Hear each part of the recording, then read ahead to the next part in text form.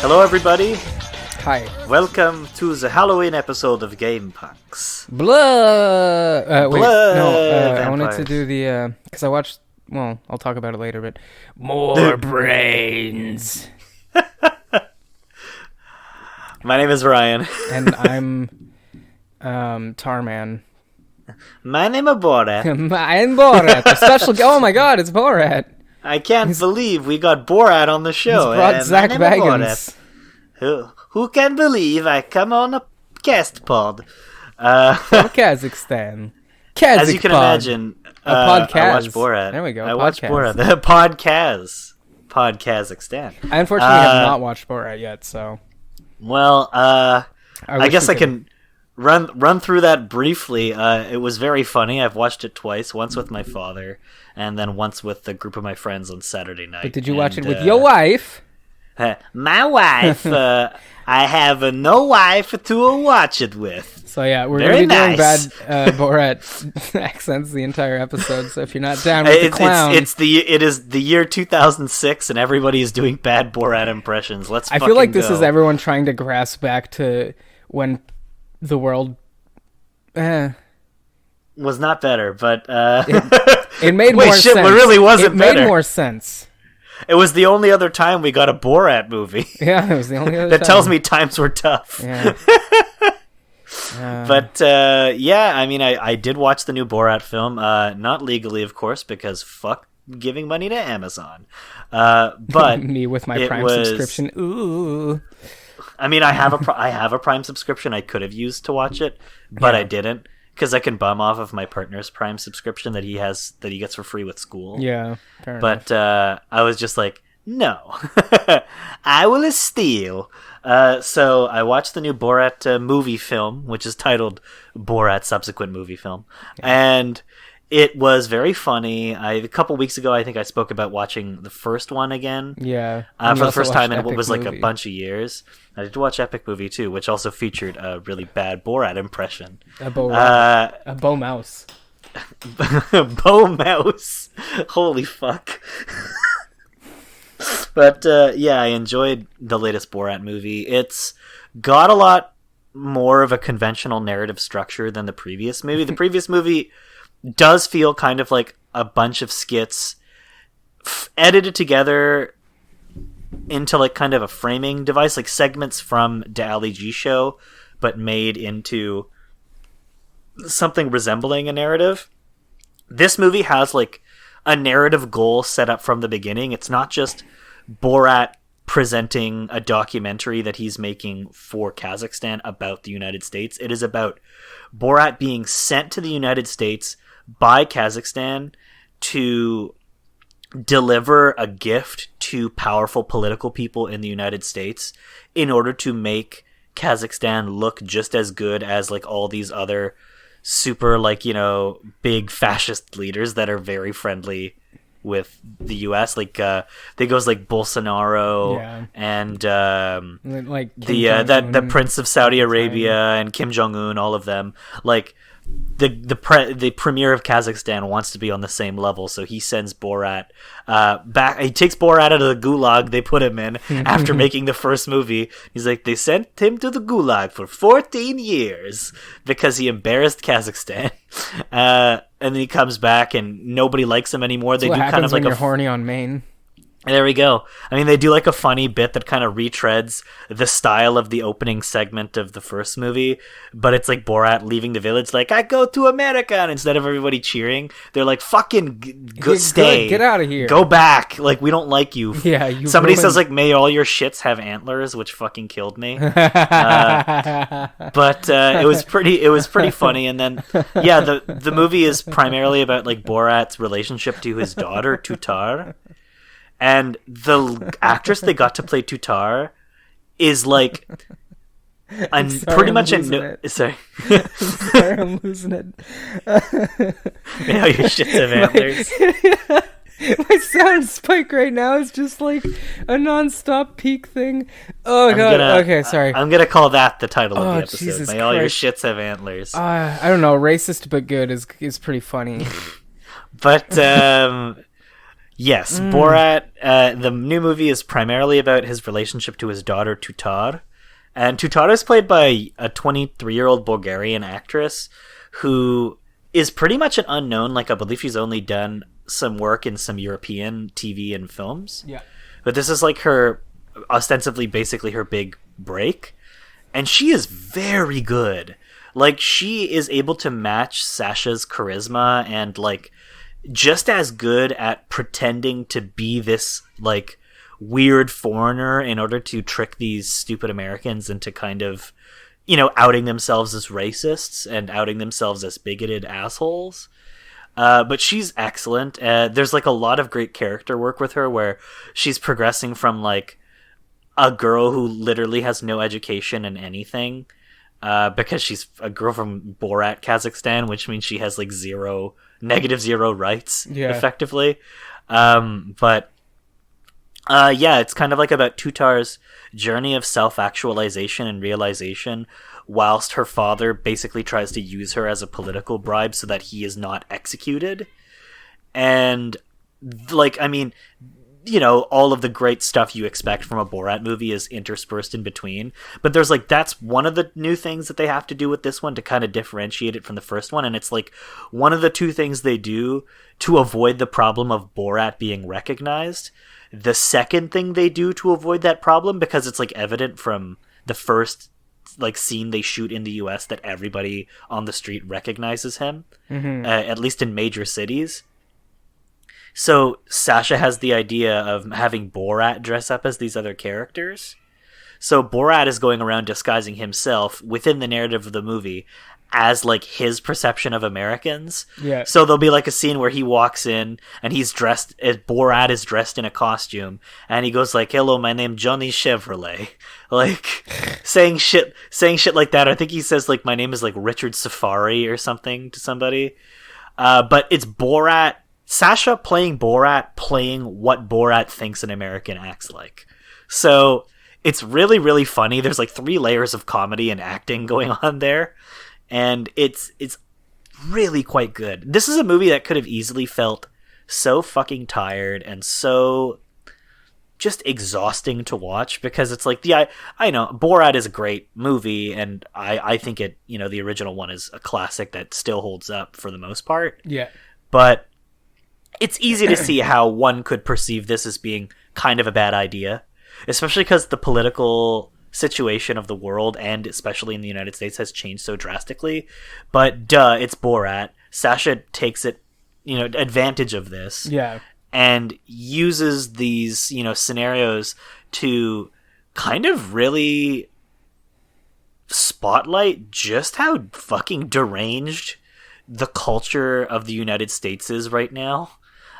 There's like not a lot of stuff that shocks me anymore, especially in the news. Yeah. But I'll admit to being shocked at least once or twice at like the lack of reaction people in this movie have to some of the absolute fucking insane things that he does and says. Oh man, I don't remember what the show he did before this was. Who is America? Oh, Who is America? Yes. Yeah. Similarly, actually, there's some stuff in that show that shocks me too. It's just insane sometimes. Where like he'll just say like a mediocre like, "Oh, we're trying to get like the kids who are 6 to get guns," and then the person's like, "Oh yeah, we should start them even younger," and you're like, "What the fuck?" Guardians. What? You know, like yeah, exactly. There's a whole bunch of moments like that in this movie. Like, there's a whole segment in which Borat needs to go buy Tutar a cage. So he goes to a farm supply store, and the whole way through, he's just like, he's putting out the bait for like this guy who's running the supply store to like say something, but the guy just goes along with it and it's like, yeah, and gives like totally like completely unshook responses to everything Sasha says. Like, he's like, "I need to buy a cage for my daughter," and he leaves with a cage and like farm supplies for a human person. Another scene that and then people wonder how there was so many serial killers in like the 70s. Oh yeah, no, like another scene that totally fucking wigged me out is right before he leaves. He asks, like, he's looking for all these like through all these like cans of like gas.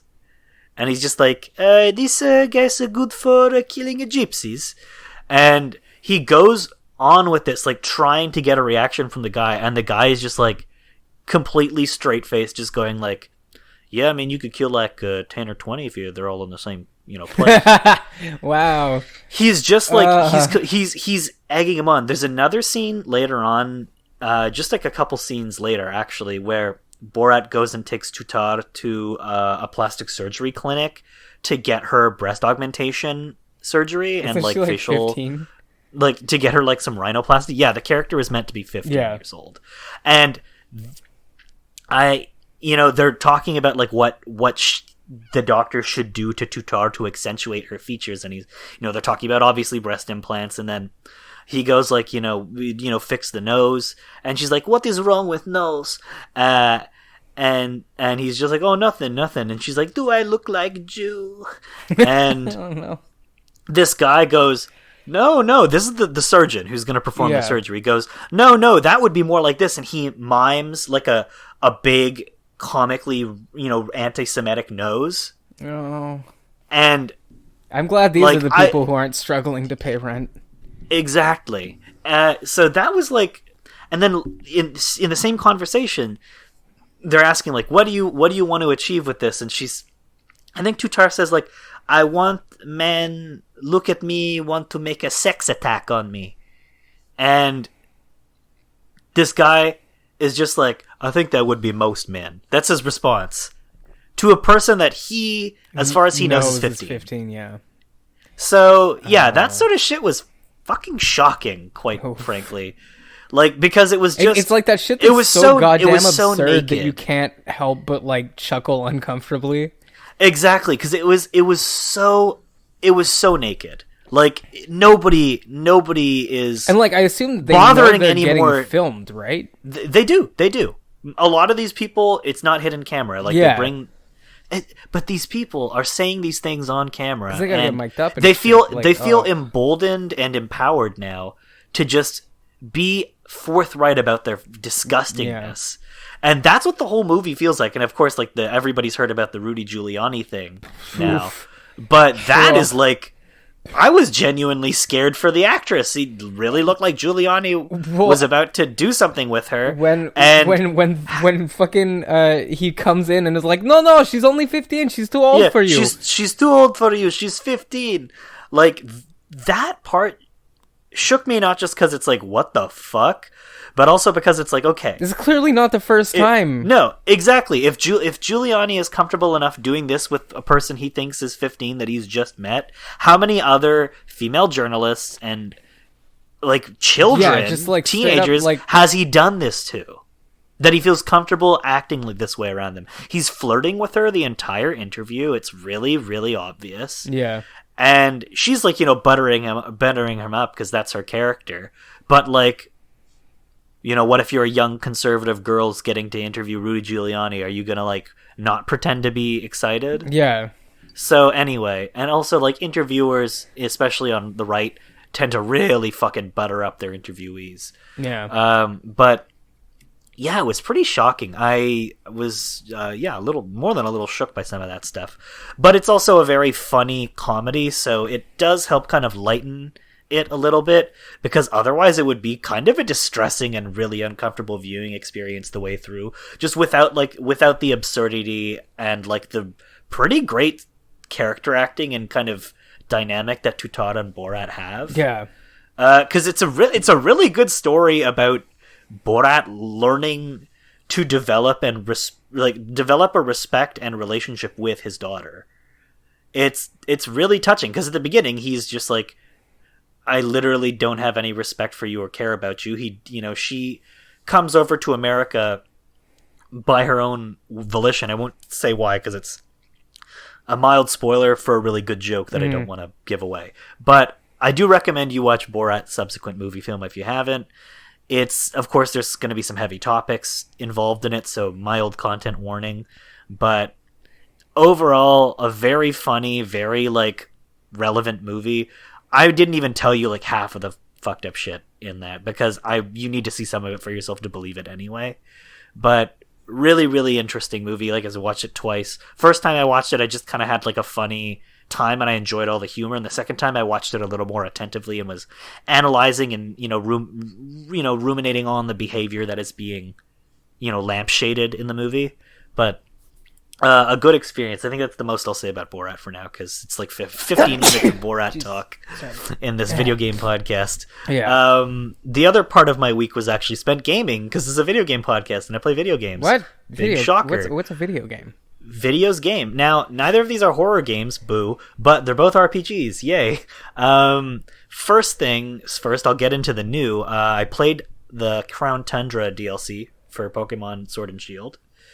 Just came out this week, and I'm really enjoying it so far. The Crown Tundra is like the second part of the Pokemon DLC, for anybody who is not familiar. And it's kind of a separate part of the Galar region where Sword and Shield takes place, that's based, I think, mostly on northern England and Scotland, because it's cold and rocky and has like a cold sea around it.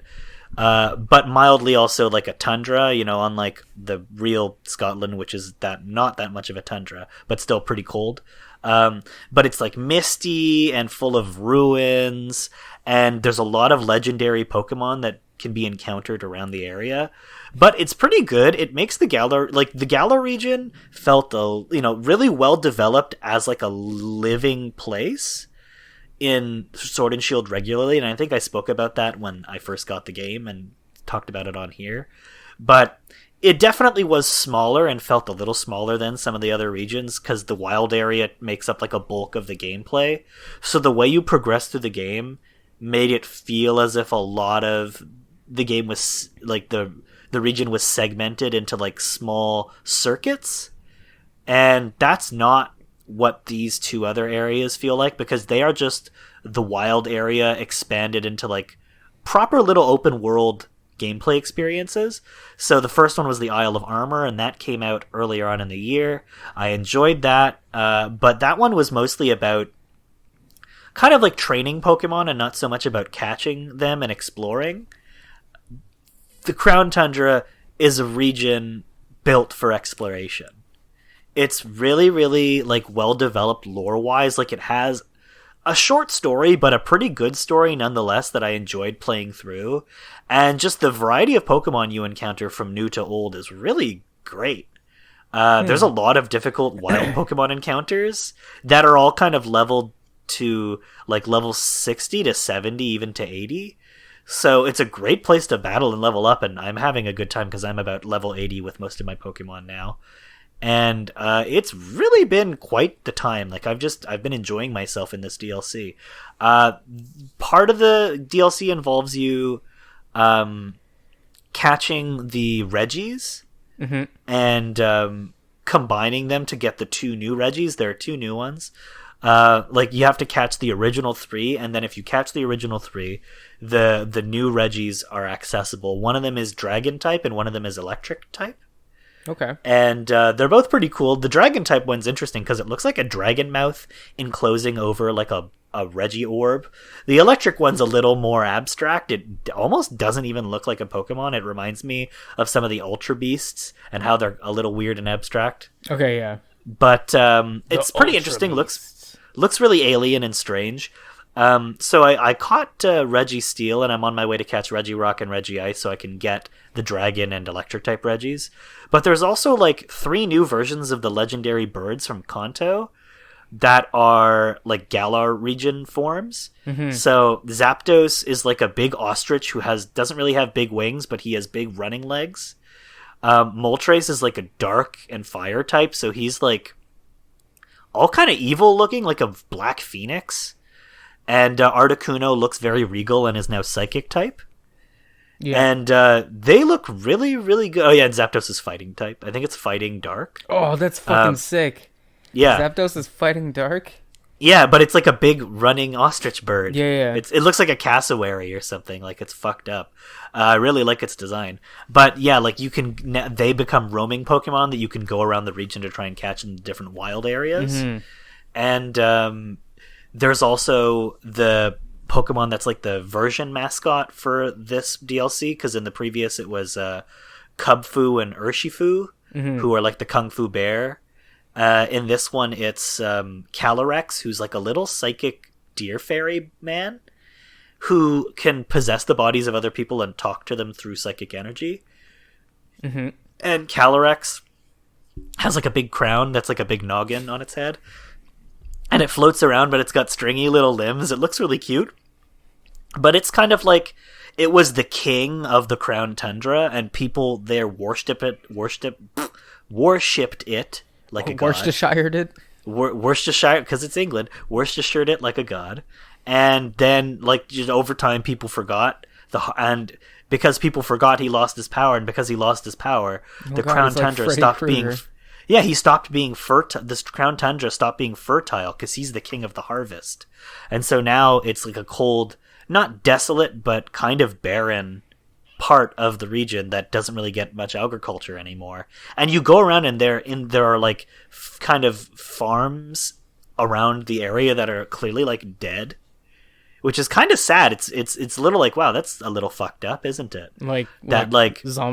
Ghost town, abandoned farm. Well, there's like one human settlement and a bunch of ruined towns and like farms that are obviously just not yielding any crops anymore. Yeah.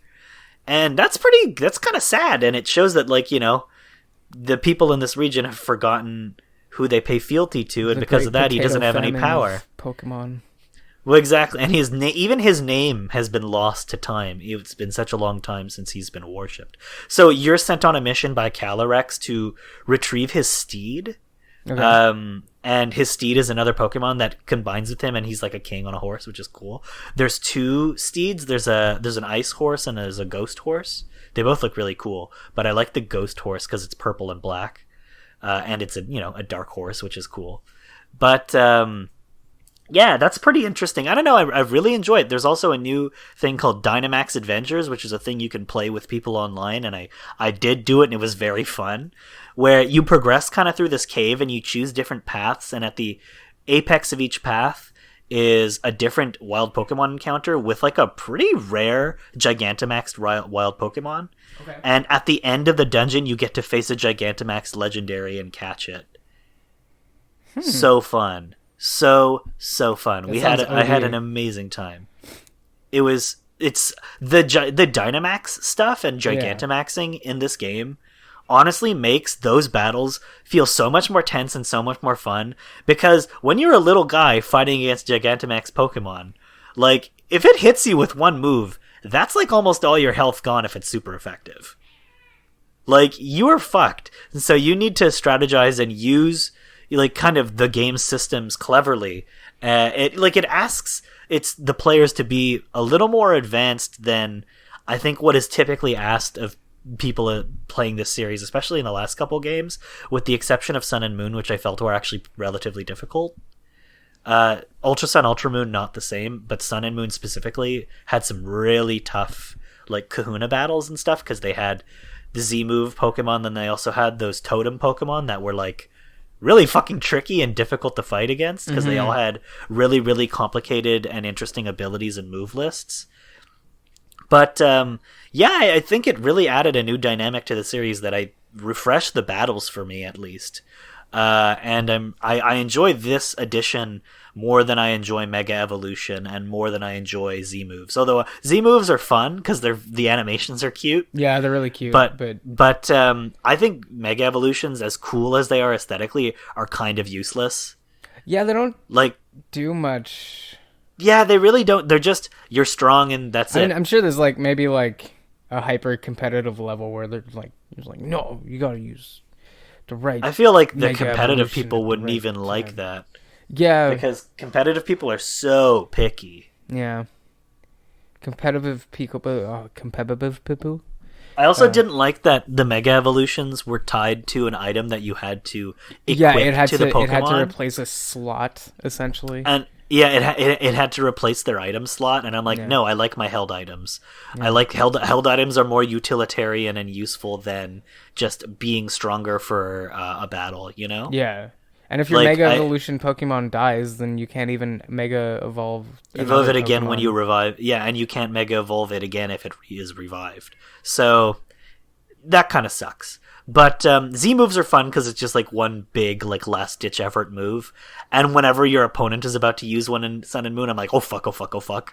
But the Gigantamax battles genuinely are tough, and there's some very clever, even some clever gym leader fights in that. Like the final gym leader of Galar is Raihan, and Raihan is a dragon type gym leader in theory. But what he really is the weather gym leader, who all of his Pokemon have weather-altering effects or moves. And it's kind of an Outlast situation, especially when it gets to Gigantamaxing. God, who was the first Pokemon that could do that in fucking Ruby and Sapphire? Yeah. Sandstorm that's what the first games when you could do that sort of stuff. Sandstorm? No. Sandstorm but, and those other not the like move, that. but the Pokemon who was like literally weather based. Cast form. Cast form. God, loved that Pokemon so much. It is a cool Pokemon. I kind of wish that they'd do more with it. Yeah, me too. Because that was literally one of my favorite like new designs of the Ruby. I love all the different forms for him. They're all cute. I like the Raindrop one. He is baby. He was my favorite Pokemon from that game. Honestly. Yeah, that's a good character. It's he's a pity they haven't not done super anything strong more with him. or whatever, but just like. But his abilities are great. I love him so much.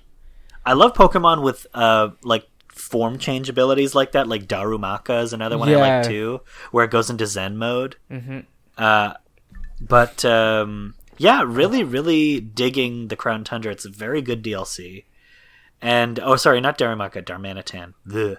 Don't crucify me. But really enjoyed that, and it's just been an all-around good experience. And then another game that I picked up again after a couple of months of not playing it because I was playing Xenoblade and a bunch of other RPGs is Tales of Vesperia. So I think I stopped about at the midway point of the second half of the game. So I picked it back up, and I've just kind of been relearning the systems and more futzing around with it a little bit more, and it just kind of making me realize why I like the Tales series so much.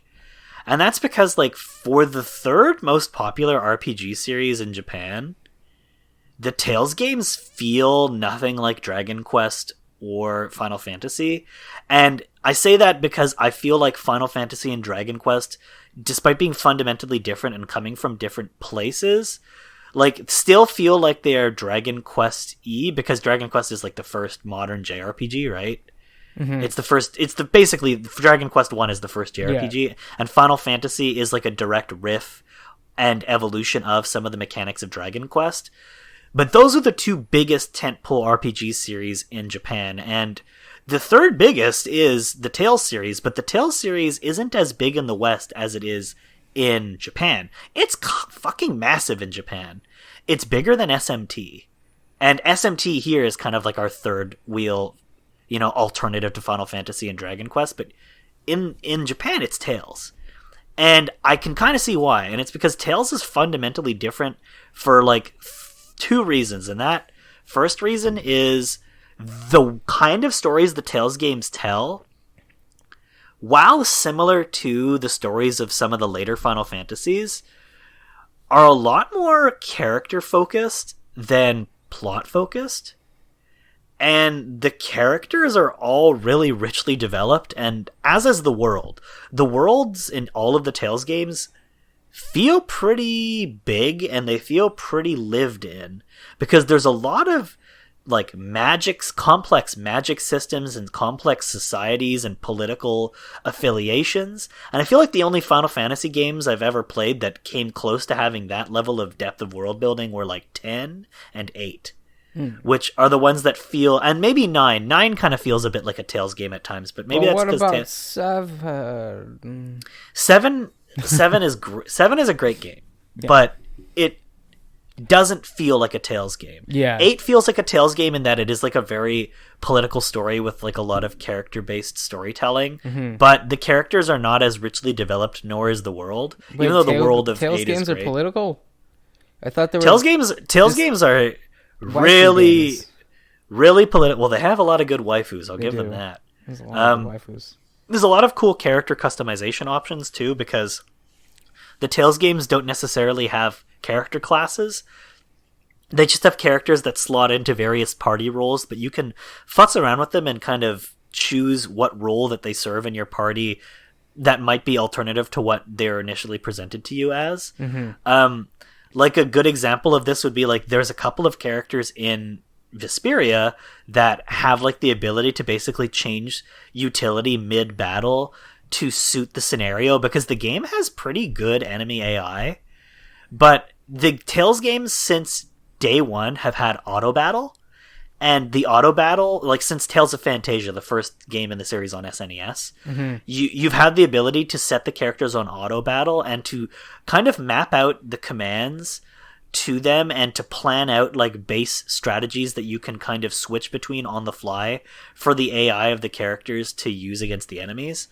And that's kind of what I've been playing around with more in this game, because in my previous Tales experiences, like with Tales of Symphonia or Tales of the Abyss, which are basically the only two other Tales games I've sunk significant amounts of time into, I've always gone for like the semi-auto function where your character is aimed by the computer, but you control all the moves. But I've been playing around more with auto battle in Vesperia, and I've just been having fun trying out different combinations of party members and setting them on auto to see how these characters fight together and what roles I can assign them that work best, to take out the most amount of enemies in the most like utilitarian of fashions. Yeah. And I don't know, I admire the depth that this game has system-wise. This is an old game. Vesperia came out on the 360. And then it had a PS3 expanded edition, which is the version that basically was ported to Switch with all the DLC kind of added into it. Yeah. But it's a really, really good version of that game. It's the best version of the game you could own. So if you haven't played Tales of Vesperia, or any Tales game for the matter, I actually highly recommend you try the version out on the Switch, because it's pretty affordable and it got everything. Another thing I like about the Tales games that is present in like Xenoblade, and it's something I like about Xenoblade, is that characters can be like customized on like a what do you call it, like a cosmetic level. So there's cosmetic character customization in this by giving them different outfits. Yeah. And like you can dress all of them up as like different Tales characters from other games. Like some of the DLC costumes are just the characters of Tales of the Abyss, which is cute. But another one is like does that too. Persona 5. Yeah, they do that as well. Some of them are classic Namco characters. Like you can dress Patty up as Dig Dug. There's Klonoa. You can dress is there any Tekken Carol ones? up as Klonoa. Yes, there is. Heihachi? Heihachi, Yes! indeed. I love dressing anyone up as Heihachi. It's so dumb. Yoshimitsu from Soul Calibur. Yeah. It's pretty good. There's also, what's her name from Soul Calibur? Is it Ivy? Sophia? Oh, Sophia? Sophia. She's the Valkyrie one. Yeah. Her. One of them is her. Yeah. It's really cute. But there's a bunch of other costumes you can unlock throughout the game. There's also something called the title system, which is like a job system, I assume. It's kind of like a thing that switches up some of the stats on a character in minor ways, and you acquire them throughout the story as the characters like progress and develop, into different directions personality wise. Yeah. But the titles are also how you shifted between costumes. But there's also like additional vanity items you can stick on them. Like I don't have all my characters in the alternate costumes, but the ones that I don't have in alternate costumes, I stick a pair of glasses on, or a hat. Like I gave Beauty, the main character, a hat, and I gave one of the other characters, Judith, a pair of glasses. Some of the characters also have like a sub-weapon and a main weapon, and the sub-weapon is something that you can't buy at stores, but you have to craft. But they also cosmetically change along with the weapon. So like Judith's sub-weapon, for instance, are boots. So you can give her like a pair of crystalline like high heel boots, or like a pair of the geisha sandals, I guess is what they were supposed to be. But they just kind of, alter your sub-attack stats so that you have like, I don't know, doing 10 more damage if you're attacking with the sub-weapon. It's pretty minor. You don't even really need to focus on any of that stuff to do well in the game. Yeah. But the game is so customizable, and like its difficulty level and like the way you control the characters and all of this stuff is so customizable that you can tailor it to your own comfort level and experience level with JRPGs. So the Tales games are a kind of good place to start out if you've never really played a JRPG before. But very, very fun game. I'm enjoying it. I'm pretty much in the latter half of the third part of the game, so pretty much towards the end. And I really like the direction the story has gone. It's taken a couple of really great twists and turns, but I guess another thing I should say about this game before moving on to what you did this week is that of all the Tales games I've played, it's the most directly political, and the main character, Yuri, is a vigilante who, throughout multiple times in the story, just straight up kills oppressive people. Not even with like a dramatic RPG battle a lot of the time, but just killing them to end the suffering that they are causing. Yeah, in the night, like going off from the party on his own and solo murdering people. Amazing. Who are causing other people strife and pain. I want 100 Nazi skulls. Literally, Yuri. He's like, I fucking hate fascists and I hate oppressive dicks, and I'm going to kill them. And he's like a working class dude too. So I'm like, this is my Antifa RPG. Yeah. I'm enjoying this. It's really great. Shit on this podcast. I eat this shit up. So no, it's really, really good. Tales of Vesperia, great game. Please play it. Now, what did you do this week, Ben? Oh God, what did I do this week? I mean, we have like a good 2 weeks to cover, technically. True enough. I mean, last week, but I imagine you watched quite a bit. I have to think. I remember I watched. I'll start off in the way the memories come back, I guess, because I haven't been playing all that much. That's not true. That's not true. You've been streaming. You've been playing some Bloodstained. Yeah, I have been playing some Bloodstained. Actually, but I'm going to start off with the Addams Family. The new Addams Family movie, the most recent. The animated one? Yeah, the animated one. Now, what did you think of that? I haven't watched it. It's actually quite enjoyable. They make a lot of references to older horror movies, which I found very enjoyable. My girlfriend was just kind of like, okay. And I was like, oh my God, they mentioned the Stay Away Camp. Oh, that's cute. And or Sleepaway Camp. Yeah, just because, what was it? They were like, oh, we'll go down to the town. I can't imagine it can be any kind of stay away camp or something like that. And I'm like, oh, that's funny. Yeah. I remember that movie. So I had a lot of little cute I understand references. The voice cast is pretty good in it. I know that Oscar Isaac is Gomez, and that makes me happy. Yeah, Sleepaway Camp, not Stay Away Camp. I'm sorry. But yeah. And it looks like the comic, from what I heard. Like it's animated to look like the original Addams Family comic. Yeah, somewhat. Like it has the art style of the comic. Pugsley's voice is a little off. I'm pretty sure Pugsley is voiced by what's his name from Stranger Things boy with curly hair. Oh, and that's who plays him. Yeah, that maybe. I don't remember. I haven't seen Stranger Things in too long, and season 4 looks like a fucking shit show. I mean, season 3 was a shit show, so I can't imagine season 4 and I can't wait to shit all over season 4. Season 2 was a shit show, I'll be honest. That show is a bit of a mess. I've been working on a in-depth script of why I don't actually like Stranger Things all that much. I'm interested in this. It's going to be the Plinkett review. The Plinkett review of Stranger Things. Of Stranger Things. No, I'm not gonna go that far with the ripping off, but God. Anyway, we'll shy away from Stranger Things, and I'll say that I can definitely recommend it. It was an enjoyable little movie. It's about family. I like a good G-rated spooky movie. Yeah, so I'm gonna watch my partner, that. We were like, you know what, we gotta chill out. Well, because this was before we started the Friday the 13th marathon, which I will segue into after this, because we just watched part 5 and 6, and I think we started 7, but I was like, I need to sleep. Anyway, the Addams Family animated movie is very cute and an enjoyable movie for a PG spooky movie. The ending was a little meh because there's not really a big bad, but the evil white lady who's trying to gentrify the neighborhood, they just kind of become friends with her, but have like all the spooky people move into the houses in the neighborhood, so you're like, all right, fine, whatever. It's a fucking Addams Family movie. Yeah, it's goofy and fun, and you're supposed to smile. Yeah, and it's better than the Munsters. The sleepaway camp reference was pretty cute. Anybody who says the Munsters are better than the Addams Family are fucking stupid. The Munsters are fucking boring and shitty. I don't even know what that is. Addams Family ripoff, baby. Oh. Addams Family comic is way better than the fucking Munsters. That comic is great. Munsters. How do you spell it? M-U-N-S-T-R? Yeah, M-U-N-S-T-R. Because they wanted to be funny. Okay.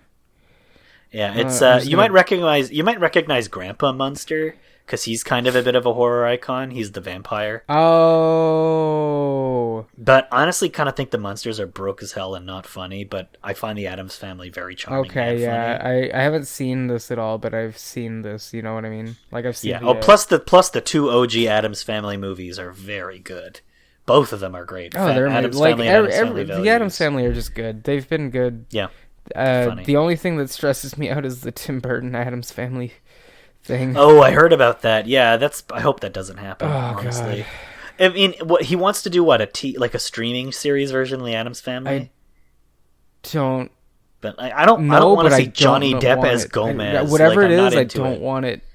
Helena Bonham Carter as Morticia because fucking duh. Johnny Depp. Actually, do they even work together anymore since they've divorced? I don't know. I guess they would have to because wasn't Alice in Wonderland 2 or 3 or whatever after the divorce? But he didn't direct that. Oh, God. He didn't even direct that. Although I have to say, you know who was in that and was good in it? Sacha Baron Cohen. Was he? What? Yeah, he was in it and good. He played like the antagonist. I remember who was, like, I watched it in the theater because I went with a friend. I think I was with my friend Anna. I watched it recently and it was not that bad. I don't remember. It was better, actually kind of better than the first one, I'll be honest. But the first one is like a big steaming pile of shit. So they kind of blend together in my head, I think. I don't know. Why does Johnny Depp do that? Johnny Depp is a tiresome motherfucker, that's for sure. Yeah, why? Also, like, he was so good in Ed Wood, and I mean, he was great in his heyday, but he let the liquor and like the drugs get to him. Yeah. He just kind of became a parody of himself and then started taking like any fucking role offered to him. Yeah. And working way too much with Burton. Like Burton is just as responsible for like Johnny Depping everybody out than Depp is himself. Like Burton is one of those people who he had such a consistent track record of making great comedies for a long time. Yeah, I mean, but when he transitioned to Hollywood, he made like 2 great blockbusters, aka 2 good Batman movies, and a bunch of like interesting lower budget like horror comedies, and Ed Wood, which is a comedy biopic. It's like a weird comedy biopic. It's an amazing. If you guys it is a comedy. It is a comedy. Anyone listening to this hasn't seen Ed Wood and is unfamiliar with Ed Wood, watch Tim Burton's Ed Wood movie and then get into Ed Wood. Yeah, Ed Wood is a great film, and he made Mars Attacks, a great comedy, one of the all-time great horror comedies. Tim Burton, not Ed Wood. I feel like confused. Oh yeah, and I feel like Burton's aesthetic ran its course. 2004. I think around the time the Corpse Bride came out. I really love The Corpse Bride. I don't like The Corpse Bride very much, but I feel like it's because it represents Burton at his worst as like a creative, because he's recycling a lot of his own ideas in that movie. Yeah, 100%. But I think that's kind of very like maybe. I guess I can see why very familiar.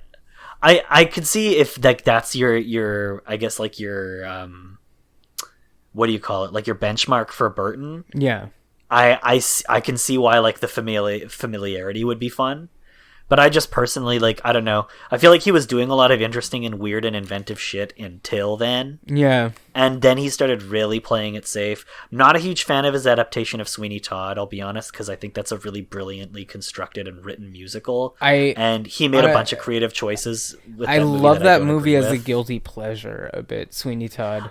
I feel like it's just as a Broadway, well, not even a Broadway nerd, as a Sondheim nerd, I'm kind of offended that he left out like large great portions of that play. Oh, okay, fair. See, like, I wasn't familiar with the play at all, so I was just like, oh, this movie is, like, weird and kind of funny because it's a musical, and, like, just the fact that it's, like, this weird, dark musical, I was like, haha. I think the thing about that musical I love is the By the Sea sequence. That's really, really funny and kind of uses the aesthetic of the characters really effectively to tell the story at that point. Yeah. But I hate the way they reframe the kind of like the dynamic that Sweeney and Mrs. Lovett share. Yeah. They have a very different dynamic in the play.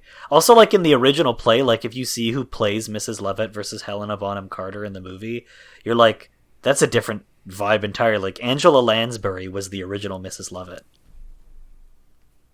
That's pretty different from Helena Bonham Carter. I have to... There was also what's her name?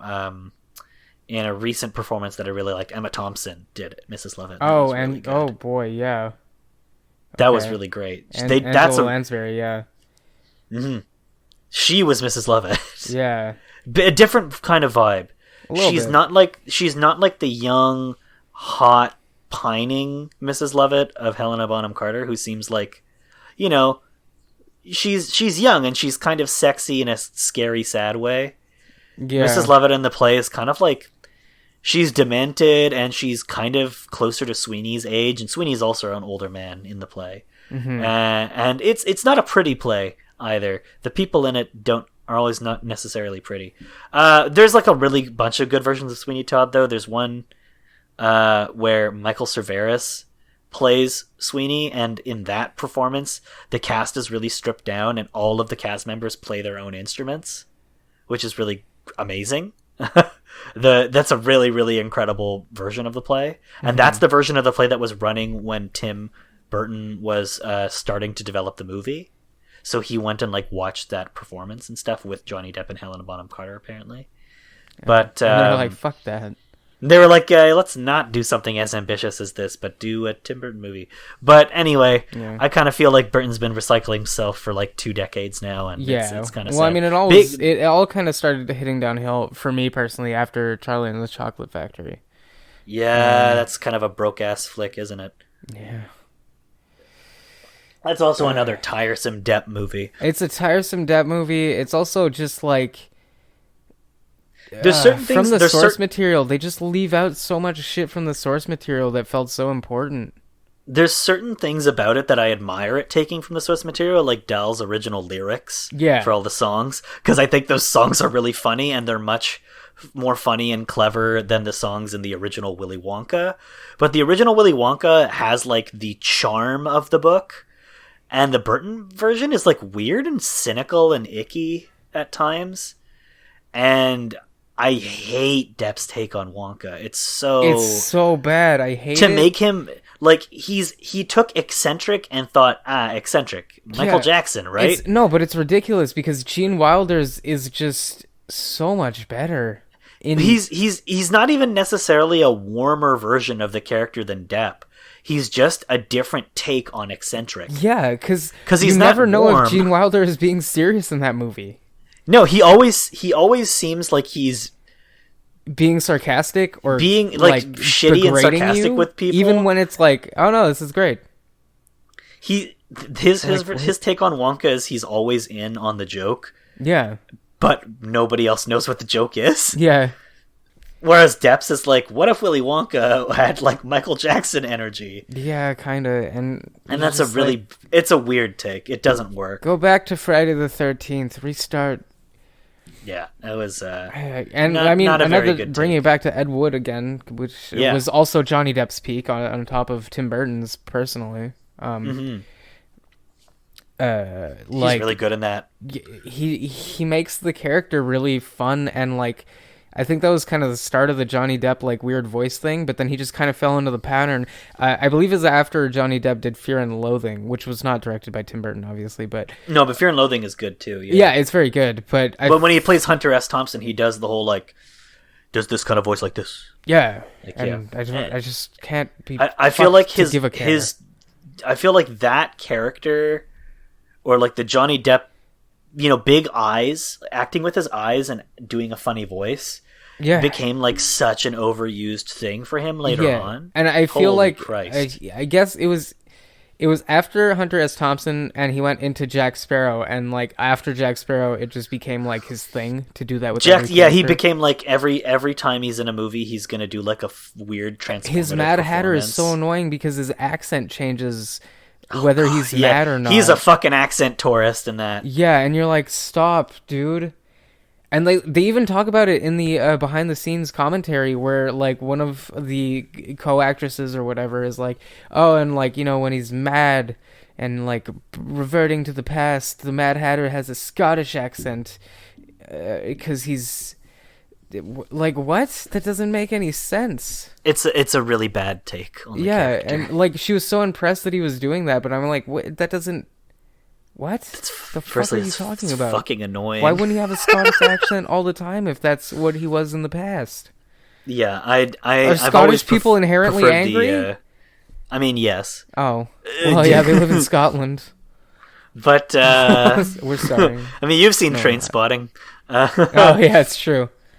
But it's definitely like not a great take on that character. No. And yeah, he started doing like weird broke roles like that, and it's like, oh my god, get a clue, dude, like do something different. Yeah. And now with like all the abuse allegations on both sides of that weird relationship he was in with Amber Heard. Yeah, that was a whatever. That was man. A toxic ass relationship. Fuck both of them at this point. Fuck both of you guys. You were clearly both horrible to one another. Yeah. I get it. Amber Heard is probably super abusive. Of course. Yeah. Was Johnny Depp also abusive? Yeah, probably. Considering he was abusing drugs and alcohol the whole time they were in a relationship together. You can imagine abusing that much drugs and alcohol. It's almost like makes you kind of a weird bad person or something. Cycle. Yeah, it's almost like it doesn't actually do anything good for you. It's like just because or to your mental health or behavior behavior. Doesn't mean you should hit your wife. Yeah. We're not Sean Connery. Nobody hits each other. This is the ideal relationship. Yeah. Nobody's hitting one another. People aren't being nuts to one another. But yeah, that's just like what a weird thing that happened to Depp and Burton and that creative partnership and like the potential really of it squandered. Like, it hit me like at a phase, right, where I was like, oh yeah, fucking like Nightmare Before Christmas is like one of my faves. Ed Wood obviously love it. There's just countless Tim Burton flicks. James and the Giant Peach. Yeah, I feel like lately Burton's like his fascination. He's not a fascist. It's not too far off. But his fascination with like kitsch has really started to kind of expose him as like a kind of weirdly fraud, weirdly racist. Yeah. In a ways, like you start to see that the culture that he views as kitschy is like weird, like post-colonial stuff that's really kind of like. Imagine making a Charlie and the Chocolate Factory remake and still making all the kids white. Like for a worldwide contest. A part of me that wigs me out slightly. Or a part of like one of his older movies that wigs me out slightly is in Beetlejuice. That whole scene with like Deo, where they all do the Banana Boat song, is kind of like the way that movie kind of treats that song, and that scene in particular treats that song. It really reduces Harry Belafonte to like a weird, kitschy pop culture novelty act. Mm-hmm. Like the rest of the movie is like a weird kind of kitschy pop culture novelty act kind of tone. But like the fact that that's the song they chose, I think speaks volumes about how much Burton actually knows about and admires Belafonte as an artist. Yeah. Because Harry Belafonte is like a really super politically active dude. He's still alive, by the way. He's quite old. He's in his late 90s. Oh, you just killed him. I sure we hope talked about him, so he's gonna die in like a week. I really like Harry Belafonte. And if it wasn't you, it was me. Oh God. But he was super progressive and like interesting, and his music is all like a lot of it is African or folk music or like Jamaican and Caribbean folk music that he is like that was from those cultures that was there since like the transatlantic slave trade brought it over to those islands, and he would like lampshade them and sing them and give them the same reverence that like classic like jazz standards and like blues standards would have, and ragtime standards and stuff would have in like pop music. Like he gave them the same gravitas, and that was really cool. And the fact that like Burton treats it as kitschy is like goes to show how much Burton respects Belafonte as an artist. Holy shit! Harry Belafonte was born in 1927. What the fuck? Yeah, he was just like a couple years younger than my grandfather, who is not alive. So if my grandfather was alive today, he'd be like in his very late 90s. Okay, so if Harry Belafonte dies within the next week, we apologize. We didn't mean to do it. Yeah, he's really, really cool. You guys should watch the great episode of The Muppet Show that he did, which like is legendary. Man, yeah. It's so good. I think I remember that one. So good. And he does a great version of Deo there. He does a great version of Turn the World Around with these beautiful Muppets that Henson made that are based off the designs of West African masks. Very, very gorgeous. But before I continue my week, I'm going to go pee real quick. All right. So a little wee break.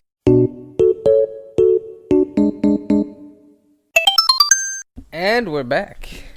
So watched the Addams Family thing, which led us to somehow talk about Tim Burton. That was a tangent. I mean, yeah, that was a bit of a Burton tangent, but I think necessary for the month of October. Yes, of course. Ed Wood, blah, blah, blah. I'm trying to remember where I was going. Yes, okay, well, before I get into the video game things, which wasn't all that much, except for like one stand. I want to hear about Bloodstained. Yeah, Bloodstained's very good. But first, I'm going to talk about Friday the 13th movies, the continuation. Did I talk about the first 4 last time? I don't believe we did, but okay. Well, I'm even if you did, let's retread them anyway because I love these movies. Yeah, because I've been marathoning them with my partner. If we already talked about this, I'm sorry. If not, hello and welcome to my brain. Yeah. So I remember. Oh God. Well, yeah. Okay. A little bit of backstory with my relationship with Friday the 13th was I remember being about 13. The prime age to fall in love with our lovely mask boy. And one day I found like basically all of them at my dad's, or all of them when they were out, which I assume was up to Jason X.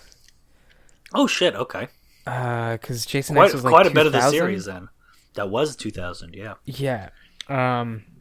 So I remember I was like, oh, I've heard a lot about these. And a much more graceful installation in the 2000s of a long-standing horror franchise than, say, Halloween Resurrection, I'm waiting to get back to Jason X, because I think I talked about it a bit, because me and Anthony watched it a few months ago. I don't remember if we talked about it, but I think I said how much I love that kill. The one where he smashes her. Oh, yeah, he smashed it. Yeah, I think we talked about that in the GameCube podcast, actually. We did, yeah. That was really fun. Jason X is such a good movie, but I'm not there yet. Right now we are, I believe, at part 6 or 7. I can't really remember. All right. So you watched Jason Takes Manhattan? No. Jason Takes Manhattan is 7, I believe. Yeah, so that's where you're about to get to. Yeah, we're about to get there. So we just started. That's a really funny movie. So right now we have just finished 5, and we're a bit into 6, I think. How do you feel about 4? 4 is probably one of my favorites. I think 4 is in my top 3. Yeah, 4 would have to be in the top 3. It's a very good slasher flick.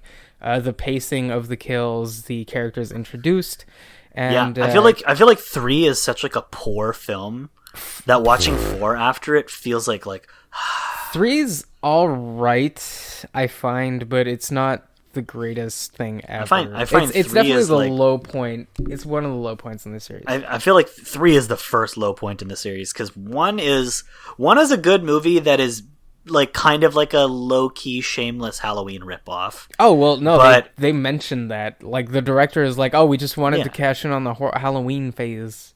But 2 is like a really great sequel. It's one of the all-time great horror sequels.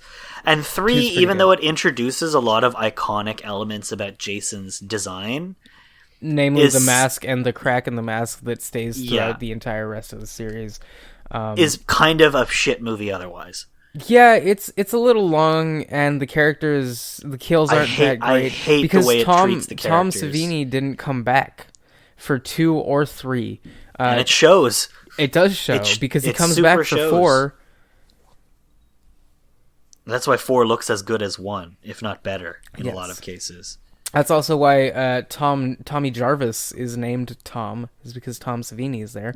And they get a bunch of old Tom Savini masks, which Tommy Jarvis, air quotes, makes.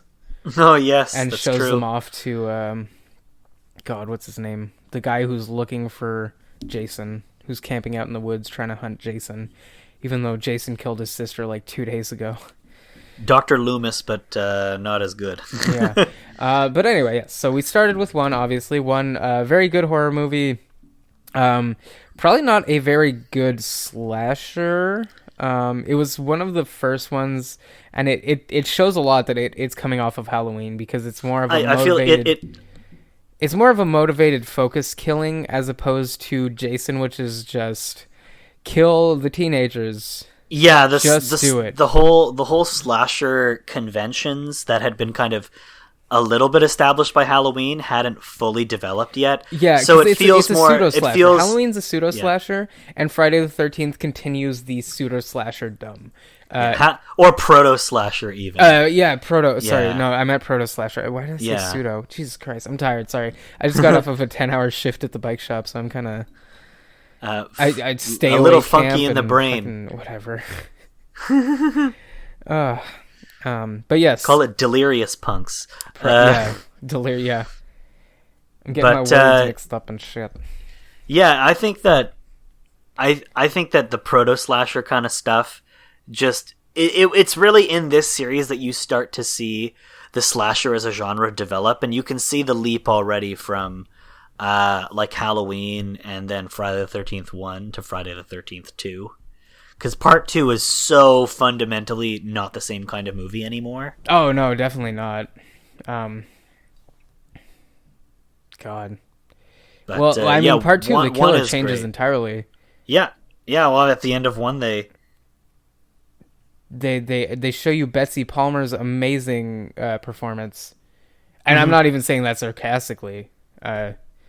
No, Betsy Palmer in that movie is amazing. Legitimately, like, honestly, probably the best selling point of that movie is Betsy Palmer's performance in that, which is also where the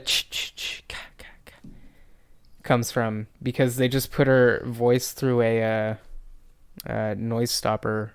Yeah, thing. And it really worked. Yeah, it did. It's the most iconic slasher noise known to man. Yeah, it's something that is parodied in pretty much every horror movie going forward. Is that like there's a little noise that signals the killer. Yeah. And yeah, it starts with the even Freddy that has really great little, Betsy Palmer sample. The little couple of fluttery notes. Yeah. When you enter his dreamland. Exactly, and it's like one of the one things that kind of cues you in some of those early movies that those characters are in a dream sequence. Yeah. Because sometimes the lines between reality and dream are blurred in those first couple of movies. Then they get really outlandish later on. Oh yeah, they get ridiculous. But when the writers are trying to trick you into lulling you into a full sense of security, you can pick up the cue that it's the dream world from stuff like in the audio design. Yeah. But that's something, another thing that's kind of highly established by this series. So I feel like the Friday the 13th movies don't get as much respect as they deserve because they're not as creative as Elm Street and not as well, it's because long-standing and established as Halloween, in the sense that Halloween is one of the OG. I would have to disagree. Here I gotta say, Halloween was for a time the most successful independent movie ever made. Oh yeah, no, 100%. And it was respected not just in audience circles but in critic circles. Friday the 13th has never been critically respected. So it didn't have the critical pedigree that Nightmare or Halloween has. Oh no, Paramount was completely embarrassed of all these movies, but they kept making so much money. Yeah, that Paramount was like, but they never had the artistic clout that the other two had. Yeah, because I mean, Halloween also has John Carpenter made that movie. Yeah, he didn't do anything for any of the other movies apart from do some writing for I think 2 and some music, I believe. He and comes some back for music for a couple of them, but in part 3, he does the music. He never wrote on another and directed another Halloween after 2. Yeah, because after 1, he never directed another one after 1. There shouldn't be more than one, but whatever. I really like 3. But 3 is so fundamentally different from the others. Isn't 3 like a major retcon?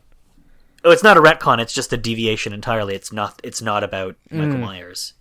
It's an anthology sequel, basically. Oh, God. Where it's another horror story that takes place around Halloween, using themes of Halloween and the setting of Halloween, but it's completely not even with Michael Myers. Yeah, I've only ever seen Halloween 1, and then I've watched the Rob Zombie Halloween, which I'm sorry. Yeah, I don't want to talk about that.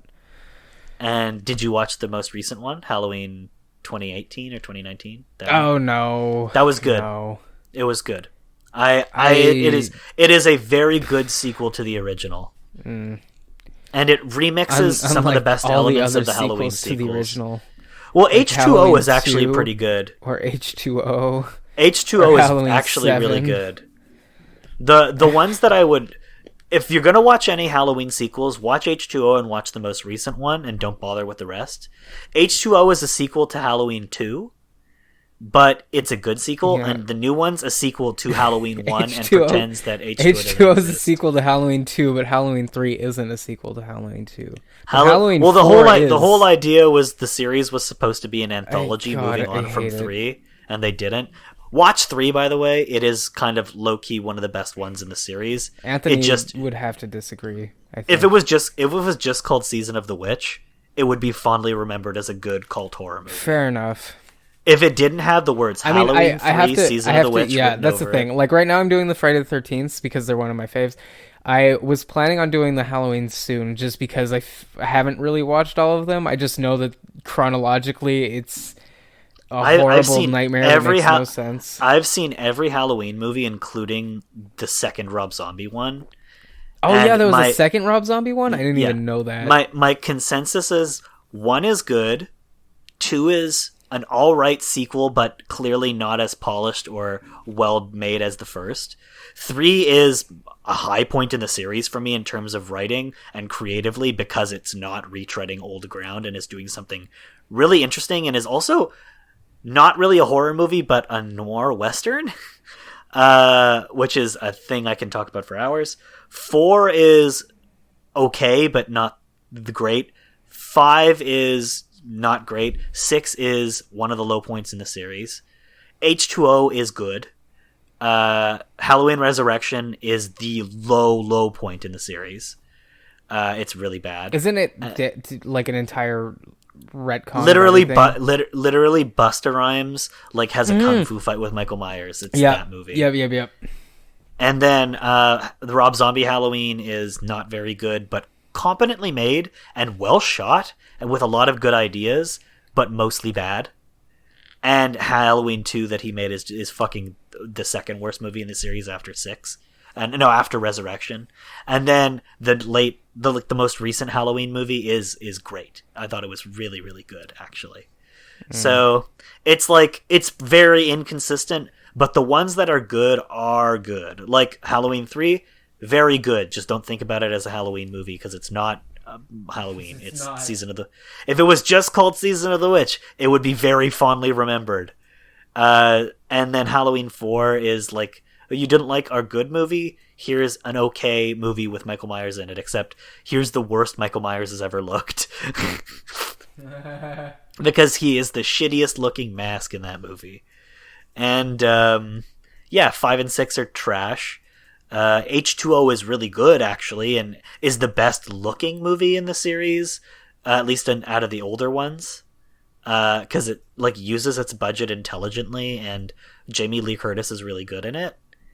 And then Resurrection is poo-poo caca garbage and should be thrown into the trash.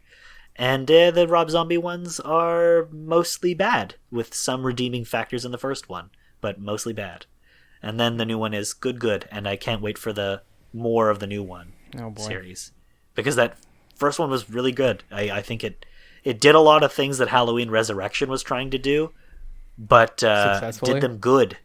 Yeah, Halloween Resurrection fails utterly to deliver on a couple of really good ideas, whereas they kind of bring them back in this one and they're well executed. It just kind of has a bit of a sequel bait ending that it just makes me eager for the sequel, which is a disappointing thing. I can't watch it as a standalone. Yeah, well, okay, well, good segue, because you know what else has, well, I mean, I'm not going to say good sequel bait ending, but also has a good, oh god, no, I said it. Also has a sequel bait ending. Part 5 of Friday the 13th, which, I mean, okay, well, we talked about part 1, it's pretty good, it's great. Yeah. 2, good, divisive at best. 3, also kind of divisive. I kind of really like 3, but, nobody else does. Yeah, nobody else really You're does. the only person in the world that likes it. Part basically. 4 is unanimously pretty, like, regarded as one of the best. I think everybody calls it one of the best, for sure. Part 5... it has really cool kills, and it's really gross, and it's really fun. I think it's a really fun movie. It's one of the most violent movies in the series. Not gonna lie. But it has like some of the most violent kills in the whole series. Like ridiculously violent. Yes, and like the most on-screen boob time of like any of the Friday the 13th, because it was directed by what was his name? Let me Google it real quick. Boobsman. Well, it's because the guy, what's his name? Director, Danny Steinman. Danny Steinman. Sorry, I'm dyslexic. Who had previously basically only ever done like sleazy porn flicks and like I think one Grindhouse movie, and that's so apparent when you're watching part 5, compared to like every part before it and even after it. It's basically a gross out horror movie. And characters are introduced and killed off within minutes sometimes. It's hard to keep up. There's so many characters in part 5. I think that they did that primarily so they could maximize the amount of kills. Yes, and boobage time. Don't forget there's boobage time. There are other ways to do that, like just having him kill some randos. You don't have to... I mean, they barely develop them as is, but you don't even have to introduce them. You just have to... You know, like, why don't you have Jason killing people off in the background unmotivated, because he's never really been that motivated anyway. Well, he's already unmotivated. That's basically what's happening. He's just kind of in the area. But the thing with part 5 is it's not actually Jason. It's a copycat killer, which is why part 5 sucks, because everything up until the ending of part 5 is pretty good, but then you find out that the killer is actually the ambulance guy, I believe. Yeah, he was the ambulance the ambulance technician. guy. Because, okay, so setup is no one gets killed. Tommy Jarvis is going to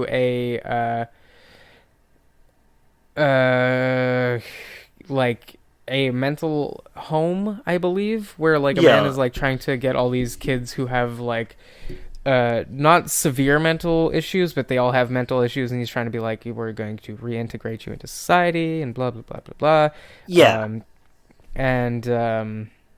It's like a mental health care facility, essentially. Yeah, what's that Robin Williams movie? Oh, I want to say Happy Madison, but that's the wrong thing. Patch Adams? Yeah, Patch Adams, there you go. So yeah, it's kind of like the Patch Adams house, except more people die than people die at the Patch Adams house. Spoilers. But it's a bit of a different kind of setting for those movies, because a lot of them are very like set in the woods. Yeah, it's especially like the first couple are really rustic. I mean, which is why it's super weird. But the house is located. Oh no, that's part of 6. Never mind. Yep, sorry, my bad. Shh, shut up, Ben. You're getting them all melded because you're doing marathons.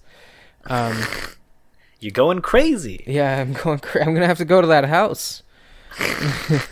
Anyway, the beginning is one of the children who lives there gets murdered by another one of the children who lives there, and then ambulance people come, and one of them's really shitty about everyone freaking out about the corpse, and he's like, oh, what a bunch of pussies, and you're like, Jesus, dude, that's A, their friend, and B, he's like actually really mutilated.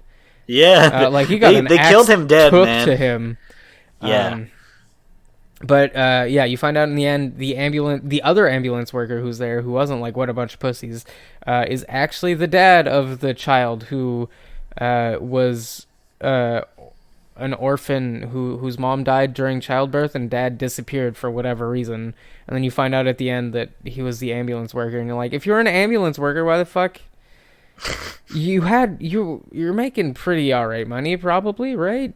I don't know 80s? How much ambulance techs make, but I don't know if it was a lot. Yeah, well, they're certainly working ungodly hours for basically not enough. Definitely, but I mean, whatever. Who cares? It's just like weird, because that he would not say anything about having a child and like be an ambulance worker, and then yeah, essentially what happens is he freaks out, and he freaks out about having to. Hold on, I'm gonna sneeze. Never mind.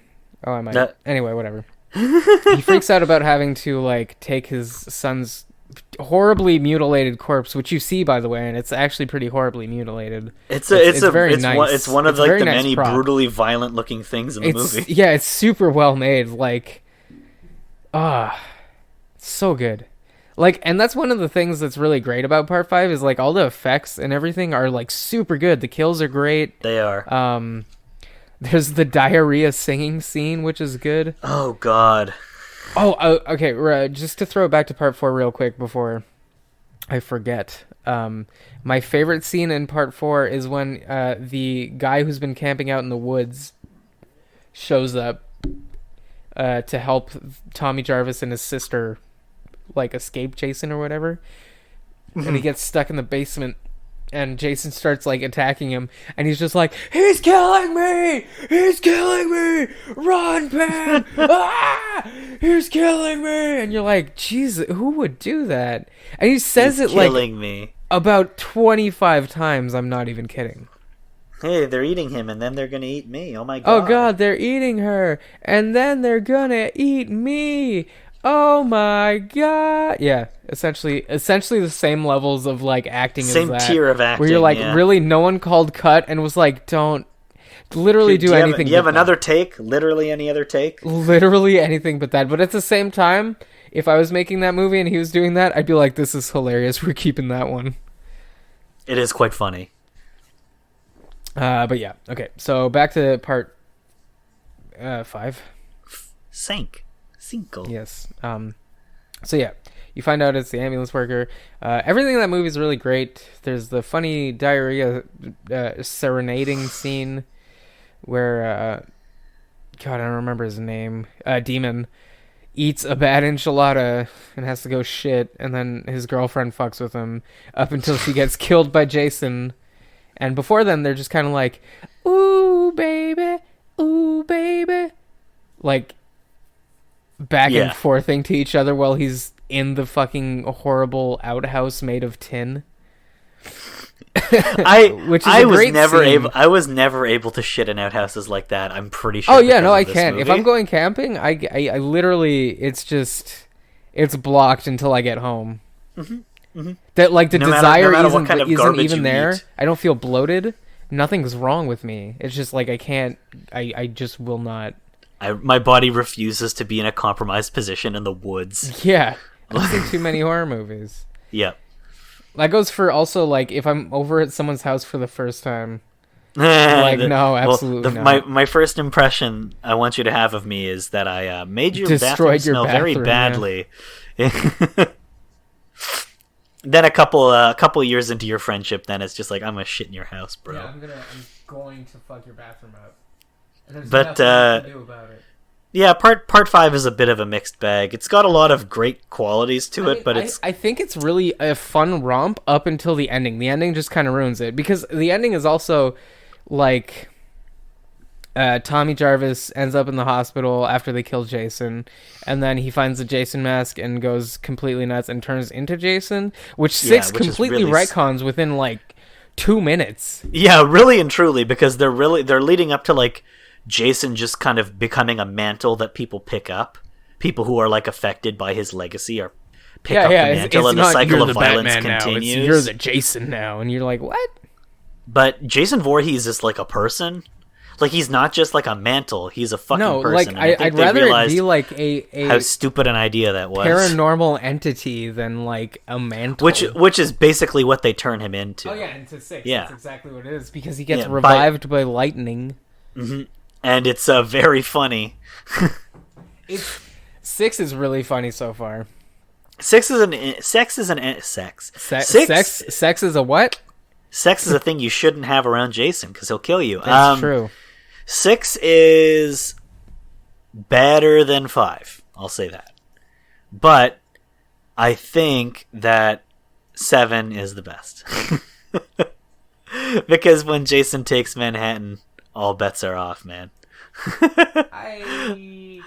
I love that movie. I don't remember Jason Takes Manhattan that much, so I'll have to get back to you on that. It is the Leprechaun in the Hood of its time.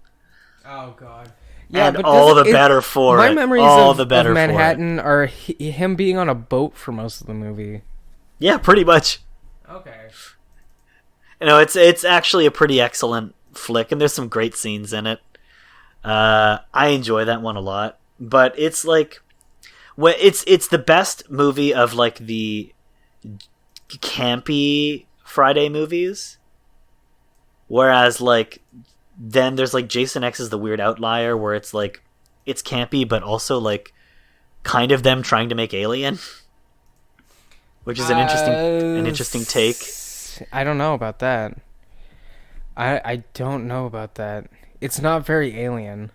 Well, I mean, like trying to concoct an alien-like scenario and slotting Jason into it. It doesn't feel like a Friday the 13th movie. It feels like a weird Jason X being like my sci-fi personal favorite movie. I'm gonna have to. He has the best mask of any of his masks in that movie. Uber Jason is the funniest shit. Literally one of the coolest fucking stupid things I've ever seen in my life. Oh, we totally murder this man almost to the point of like RoboCop. That's right? What they do to him, just basically. Totally just RoboCop him in a hallway, and then the nanomachines fix him. It's so fucking funny. It's so good. I love Jason X. I can't wait to watch that with my fucking partner, and just like I'm not even gonna watch the movie because I've seen it about 25 times. I'm just gonna look at her face the entire time and watch the expressions of what. The movie is so funny.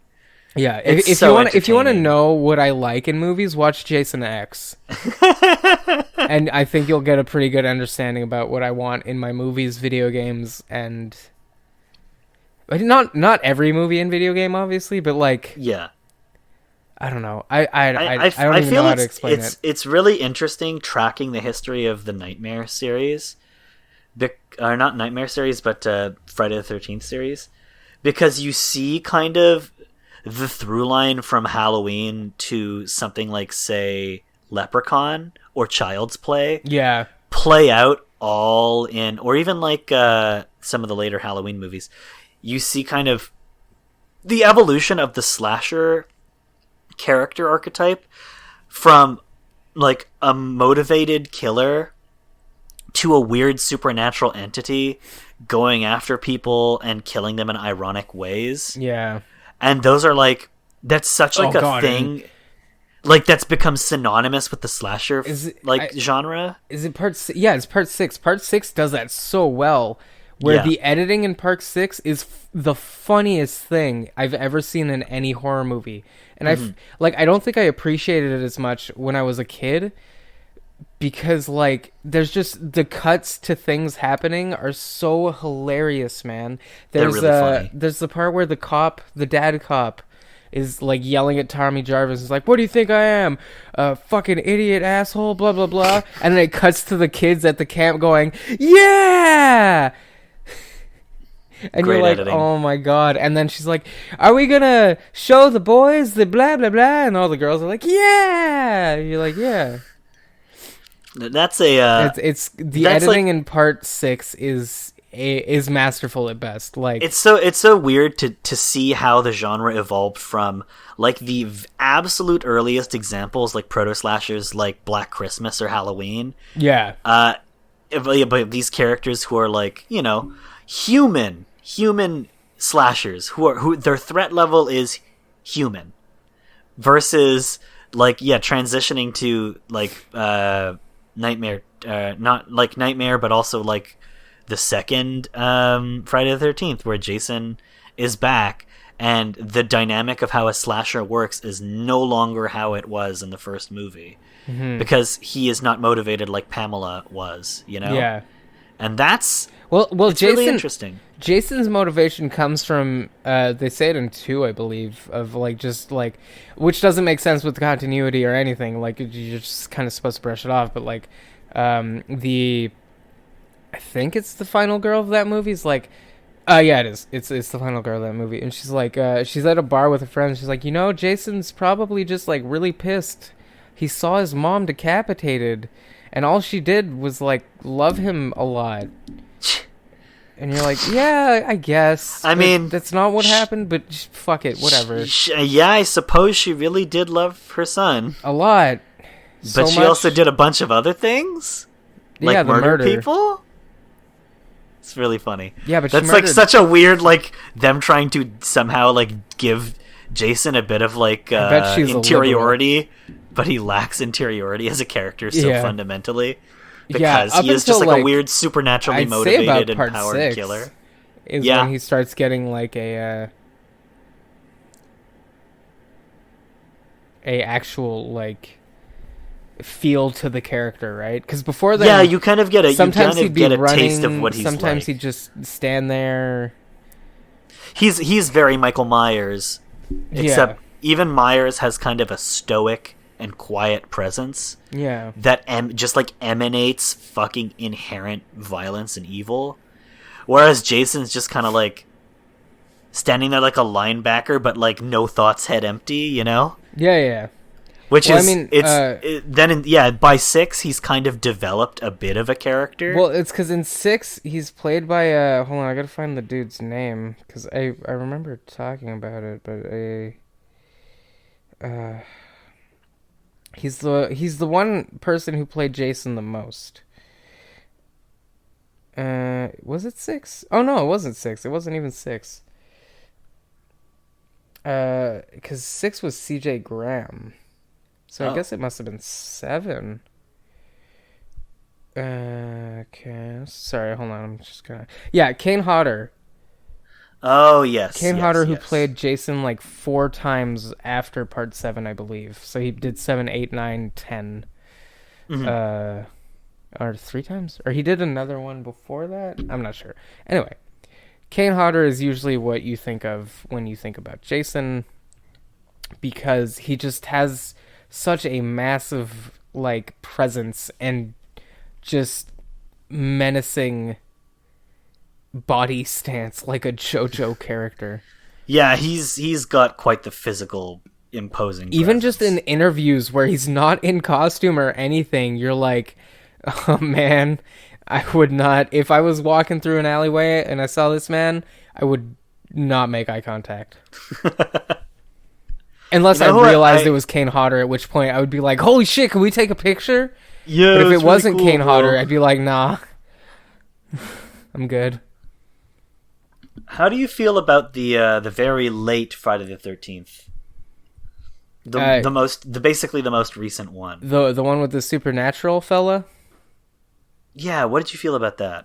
I remember watching it with my mom before I moved to Montreal, so it's been at least... That came out in what, 09? God, it's almost been like 10 years. Oh, yeah, Jesus, it came out about Christ, 09. What the fuck? 09? Yeah. The 2009 13th. Oh god, okay, so it's been 11 years. Oh no. It has, yeah. That's the one where Derek Mears plays Jason. I think Derek Mears is really great as Jason. I don't remember. We're getting to it. Because I was like, oh, we have to watch, because I noticed that Jason X is on there. Freddy vs. Jason is also on Prime, and the 2009 Jason, Friday movie is also there. And I was like, oh, we have to watch that because we just have to. We're marathoning the Friday movies, which means we're marathoning the Friday movies. We watched part 5. It can't get worse. I don't remember much from the 09 one. It's interesting because it props itself up as like a sequel to the first movie, so an alternative take on 2. So basically. It's H2O over again. It is kind of the H2O of the series. Mm-hmm. I think they did a really good job. Sorry. It's interesting in how it kind of plays with a lot of the expectations you have for the series, because it's using a lot of the hallmarks, like the lightning and like all of these different kind of elements, calling back to them, but remixing them in interesting and kind of fun ways. And I think Derek Mears gives a really good physical performance as Jason. Fair enough. I mean, Derek Mears is a very good actor, and you should watch the stuff he's in. He's great in Swamp Thing, which sadly only had 1 season. But he played Swamp Thing in that, and he was so Is that also on Prime? No, I believe it's on HBO Max now. Okay. But honestly, I hate this multi-streaming. So do I. And then I didn't watch it legally. And the reason the show got canceled is because of a weird debacle involving where they were filming it in North Carolina, and like the government supposedly were going to help subsidize the set they built, which is this beautiful like bayou set that they constructed in a massive basin of water. Like they built an artificial swamp. Yeah.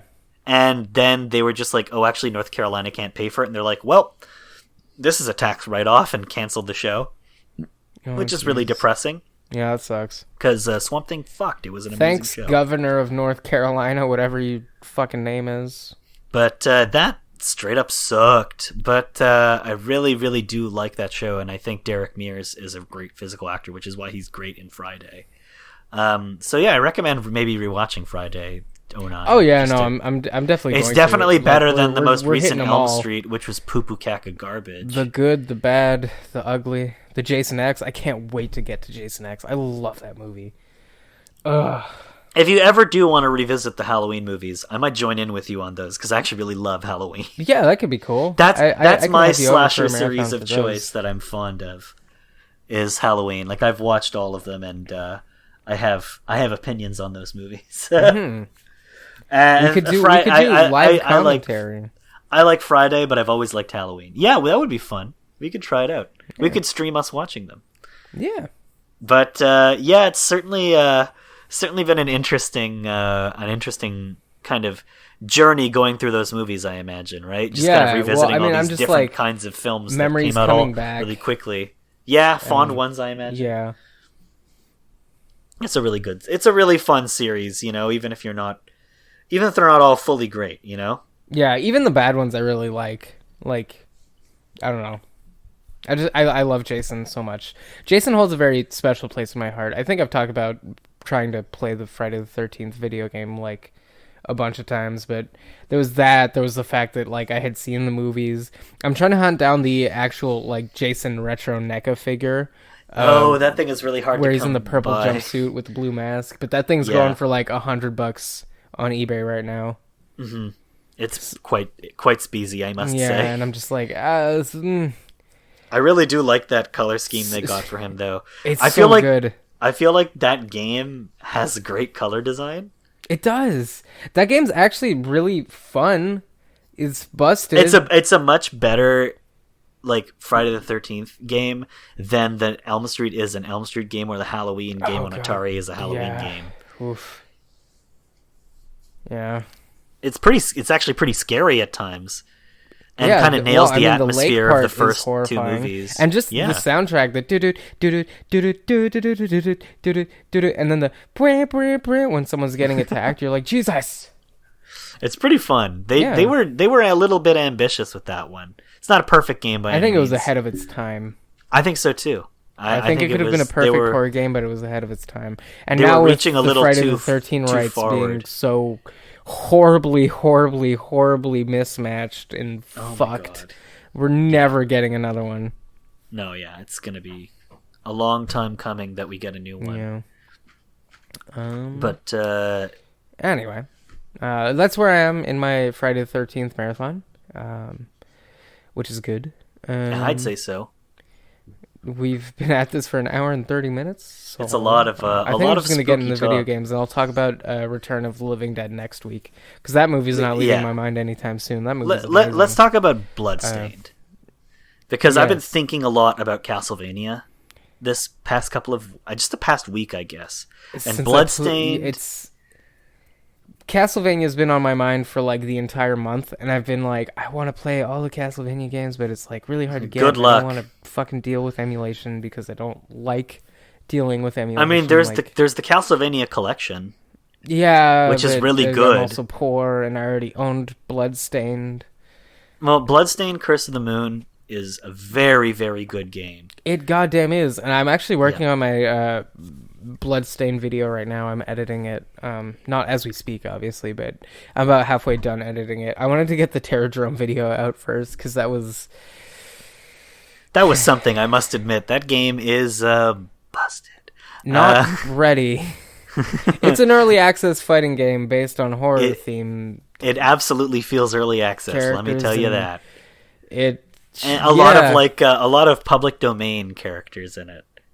And if it's not public domain, it's legally distinct. Legally distinct. This is Edward Murphy, not Michael Myers. Yeah, and here's Neverman, not Slenderman.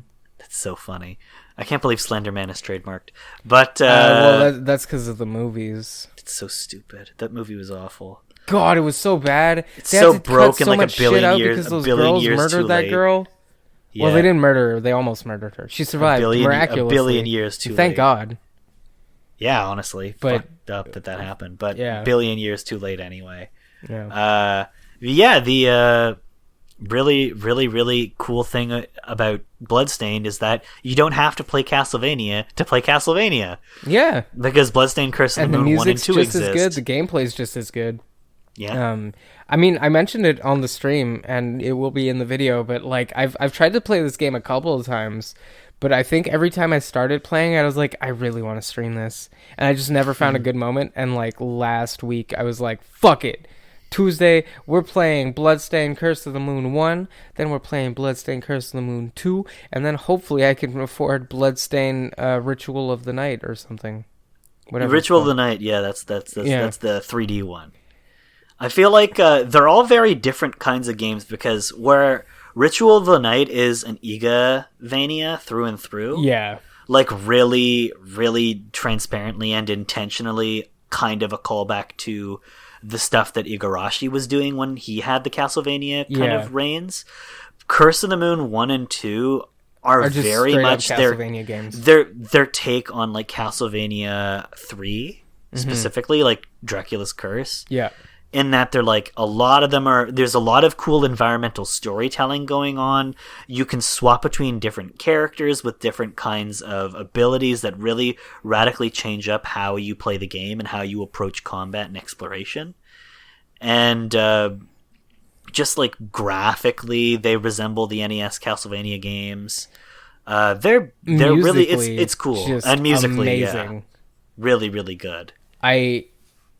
Blown away by every level. Like the furthest I'd made it before I'd stream it was the second boss, I believe. But I never beat the second boss. Because I'd always get there and be like, Castlevania Fair. I really want to stream this. And I want to stream it like blind, right? Like yeah. So, I feel like I did that. This is all because of Inti. Inti's like great amount of effort Inti put into making these games. Mm-hmm. They feel so good. They feel great to play, and above all else, they almost feel better than the original Castlevania games because the difficulty feels fair. Yeah, and that's not something you can say about some of those original Castlevania games, as classic as they are, and as well aged as they have in certain kind of contexts. Mm-hmm.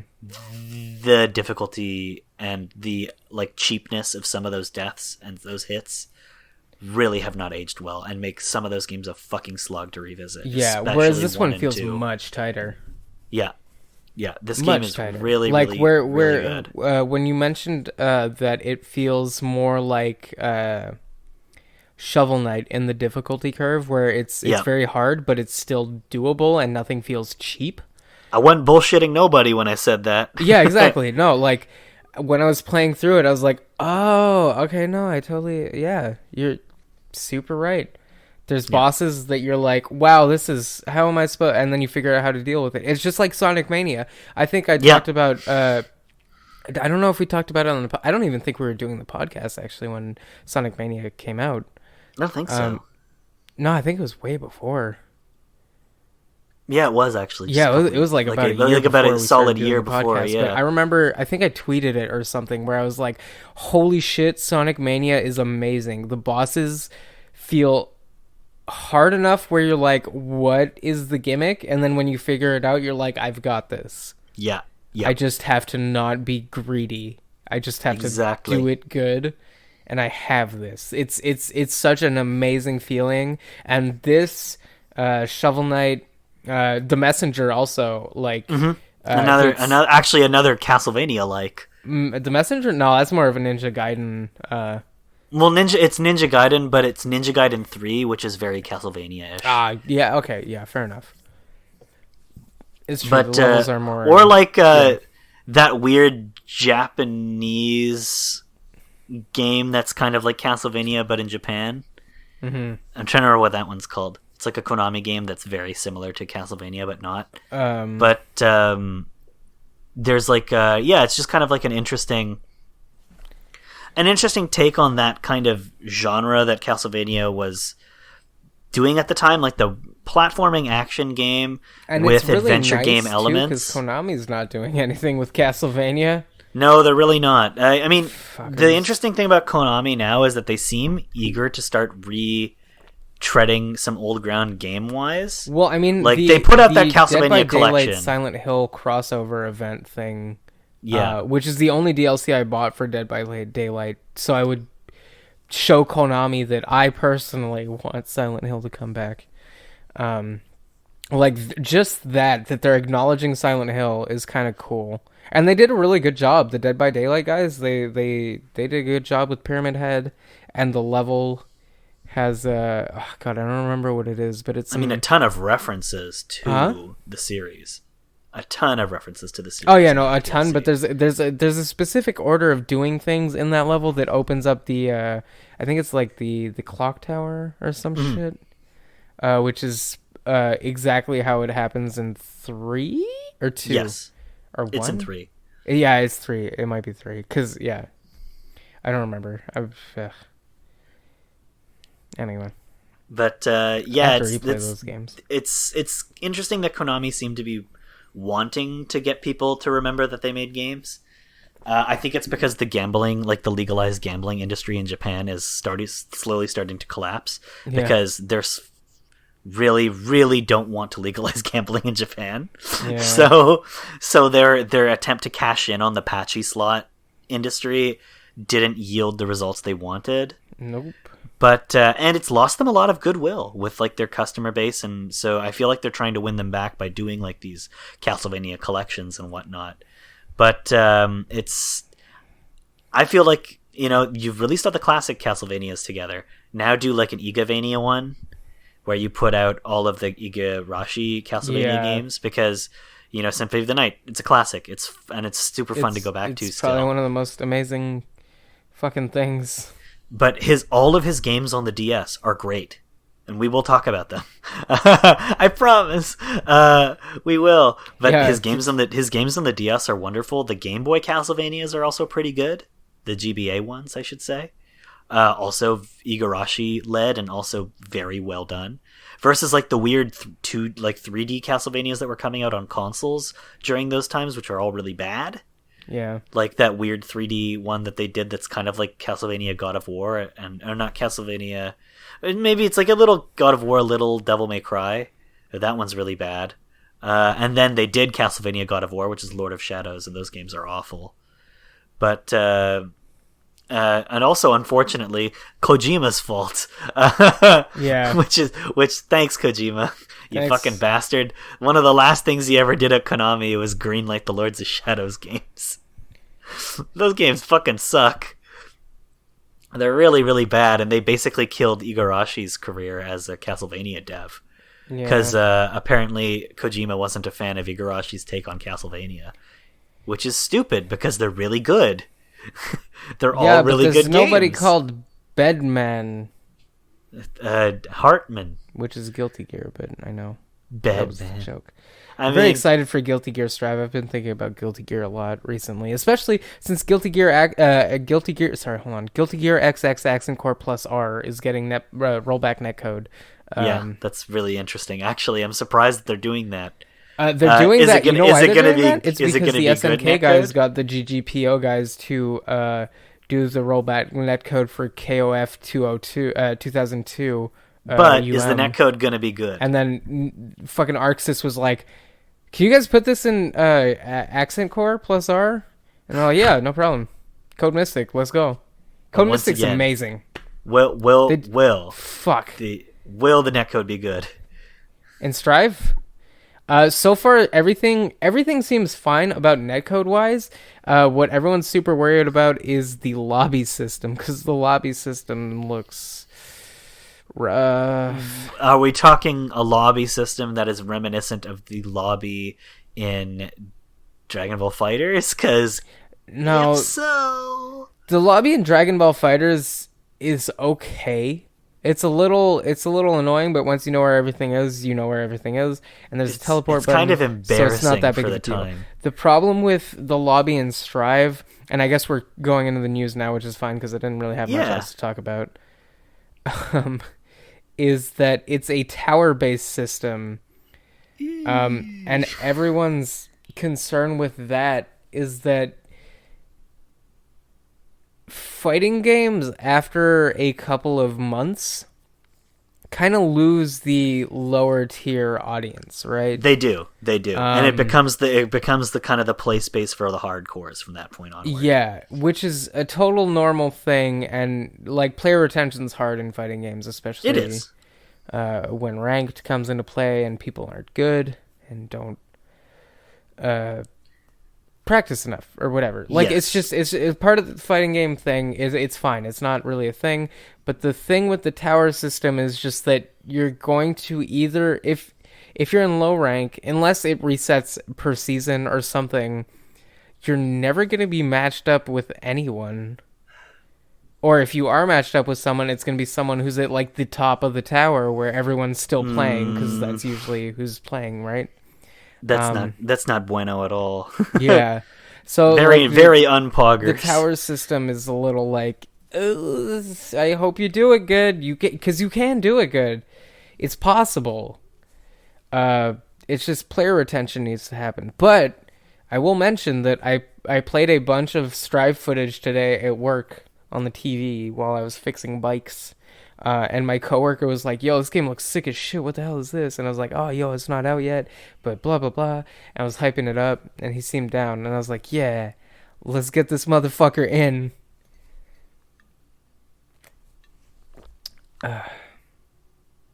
It's certainly not promising, I'll be honest. Just kind of thinking about that for 2 seconds, I'm like, oh, yeah. Whereas like Power Rangers Battle for the Grids matchmaking is very good. Yes, and very equal. And yeah, you're usually and you are knocked down a tier if you lose often, and you have to really stay consistent. Yeah, like I've never been knocked down a tier. I've always just kind of floated around the same space. Well, I mean that's the thing, but you'll fight some slightly lower ranked, slightly higher ranked players. Yeah. And if you're on a losing streak, they'll match you up with a lower ranked player so that you can have kind of a less high stakes opponent to just kind of regain your footing. And I mean, the nice thing with Battle for the Grid, which I think we've praised it every single time we've talked about it, we still need to do matches, by the way. You gotta get bodied. Yes, we do. I'm gonna get my ass fucking handed to me on a silver platter, but I'm into it. Let's do it. I'll record it and just do the demolishing of Ryan video. We'll get in a Discord chat and it'll be great. Anyway, I'm down for it. The fun thing is that it's the only fighting game right now that has full crossplay on every platform. So as long as people are playing, you've always got someone to match up with. And even a Discord group that I've recently become very fond of, like every time I'm like, yo, you guys want to play some Unist? because like I love Under Night in Birth. It's very fun, and I'm trying to get better at it. I want to practice against people and not just AI. But every time we're like, oh yeah, let's just do a couple rounds of Power Rangers first, and then we'll do a bunch of Power Rangers, and it'll be like 4 a.m. and I'm like, I have to go to work in 4 hours. But that was a like, fun. That was a fun 60 rounds of Power Rangers. So I'm gonna go to bed and wake up in 2 hours. That was a fun 60 rounds of Power Rangers that I didn't plan on playing though. Yeah. I learned so much, and I have learned so much in playing with them. It's great. My Jason loops are very strong. My not Gia. Jenna? Gia. The pink one. Oh, Jen. Jenna. Jen. Yeah, Jen, sorry. Wow, I'm Jen tired. Flex. You're on that Jen Flex. Yeah, the 10 hours really hit me today. Yeah, my Jen loops are getting really good. My RJ is kind of stagnant right now. I have to look up some combo strings because I'm like, I don't know what to combo into now. I'm still futzing around with Lauren quite a bit. It's nice because I've had a couple of ranked matches where like if I touch the other player at all, they're dead, and I'm just like, yes. That's kind of how that's when I first started playing with Lauren. That's kind of how it was going for me. Yeah. And then other people started picking up on Lauren's like moves, and now I've been in a couple of matches where the second the player touches me, I'm dead, and I'm like, ooh, they're learning Lauren's moves. Yeah. Well, that's the thing, because like Lauren has a bunch of charge moves that are dependent on directional input negative edge shit. Yeah. So you like hold the button down, put the stick or whatever, the analog stick, in a certain direction, then let go of the button, and she'll do a different move depending on what you're doing at the time you let go of the button. Which is why I don't like Lauren, and that's why I stopped kind of playing her, because I have a really hard time with those characters, which sucks, because she is very strong. I play against one of my friends, and like she is so good with Lauren, and like, but I started catching on to Lauren's moves, so I think everyone started catching on to Lauren's bullshit, so like she stopped playing Lauren, but Lauren's got a lot of tools at her disposal. It's just I think Lauren has a very varied moveset. The utility ceiling is so high, and it's not. She's not really what I look for in characters that I play, which is unfortunate because I really was looking forward to her. But Scorpina's coming out in I believe December. Yeah, and that's going to be an interesting experience. That'll be super cool. I can't wait to see her moves. Yeah, it's going to be interesting. So yeah, we'll continue to praise that game forever, probably. I guess one more thing we can say before we end the episode is I shopped a little bit with Minecraft Steve and Smash.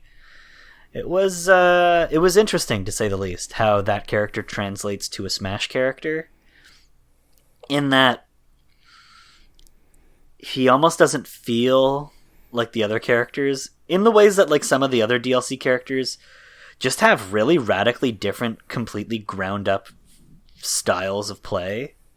The whole thing with Steve is that you have like a certain number of block resources at your disposal to use in clever ways, and you can stack them, and you can replenish them, but you have to play cleverly and smart with how you have to basically think strategically to play as him, which is I don't think of Smash as a very cerebral or even strategic fighting game necessarily, because it's not Samurai Showdown or anything where you're trying to psych out your opponent. It's not that kind of fighting game, you know? It's debatably to some not even really that much of a fighting game. But I feel like with the introduction of characters like Steve and also like Byleth, there are kind of new styles of play being integrated into the game and into some of these characters that really require you to think about how you're using them quite intently, and to ration what you have in order to use them to the best of your ability. Yeah. Because with Byleth, it's all about controlling the finite amount of space that you have. So all of her attacks have a certain amount of range, and directional inputs change which weapon she's using to attack and how her range is affected. And that's a really interesting kind of place to start out with her. I think Byleth plays like a mix of Ganondorf and Simon Belmont, And it's a bit of she's a very heavy character. And I'd say the same thing about Steve. Steve reminds me the most of the Dragon Quest hero, in that it's a lot about kind of like micromanaging a secondary gameplay element, which is, in Steve's case, it's the roster of like inventory, like block inventory, and in Hero's case, it's like mana and using different spells. But it's a different kind of take on a Smash character, and I guess it's just something I admire that they're doing. And I'm not that I wasn't already like, you know, we talked a lot of funny about Steve last episode, but I want to make it clear, I wasn't down on the idea of Steve being a character in Smash. I think I was optimistic about the character ultimately being a good addition because of how the gameplay could be pretty different, and it seems that that's the case. So I'm kind of satisfied with what they were able to do in making a pretty unique character in a game that, I mean, has a lot of characters that play at least similarly to one another, being another edition that feels really radically different from what we've previously received. Mm-hmm. And the roster is so massive already. It's like, how much more different could he be? And I'm like, he's different. He plays differently, and I enjoyed not just my match against him, but my match as him. I didn't play as Steve. I played as the Enderman, because I think the Enderman is cute. But yeah, that was a really interesting experience for me, and you know, hopefully other people are seeing the value of Steve's addition to Smash and are not just kind of continuing to bitch and moan and whine about it, because for Christ's sake, it's done and done, you know? Like, you didn't get a character that you were wanting to have titties, you know? Not everybody's going to get what they want, but I think that, you know, Sakurai thought out how this character could work in Smash and probably laboriously fought over his addition and to make this character as interesting and fun and playable as possible, and I think he succeeded. Yeah, so well, I mean, they did a really good job. Everything I've seen, because I mean, I don't play Smash. I just like to get either excited or super mad at whoever is in or not. No, I'm kidding. But that was a joke, everybody. Please. Yeah, it was a joke. Unless Dante gets in, I'll start playing Smash if Dante gets in, but that doesn't seem to be likely. Featuring Dante from Devil May Cry. But Steve looked like I didn't fucking like. I don't care. It makes sense that Steve's in. I think we talked about it on an episode earlier. Mm-hmm. And if we didn't, whatever, just whatever. I ultimately I don't care. I was just kind of disappointed when he was announced. His gameplay does look pretty strong, though. It is. I love his roll from the edge. Yes, he just kind of slides. I like his aerial recovery as well. His air recovery is really good. Oh yeah, his aerial recovery is good. I like that he can block people off from the edge with just block setups and be like, "Fuck you." And you can use them. Little Mac is effectively rendered useless. If Little Mac goes over the edge, it's done. Like, you can use Steve as a great character to execute like a launch, because you can create that extra barrier to launch a character from. It's really quite fun. It was interesting. I think I enjoyed shopping Steve, and I'll play as him a little bit more to kind of see what the full potential of the character is and whether or not I want to maybe put some time into getting good with him.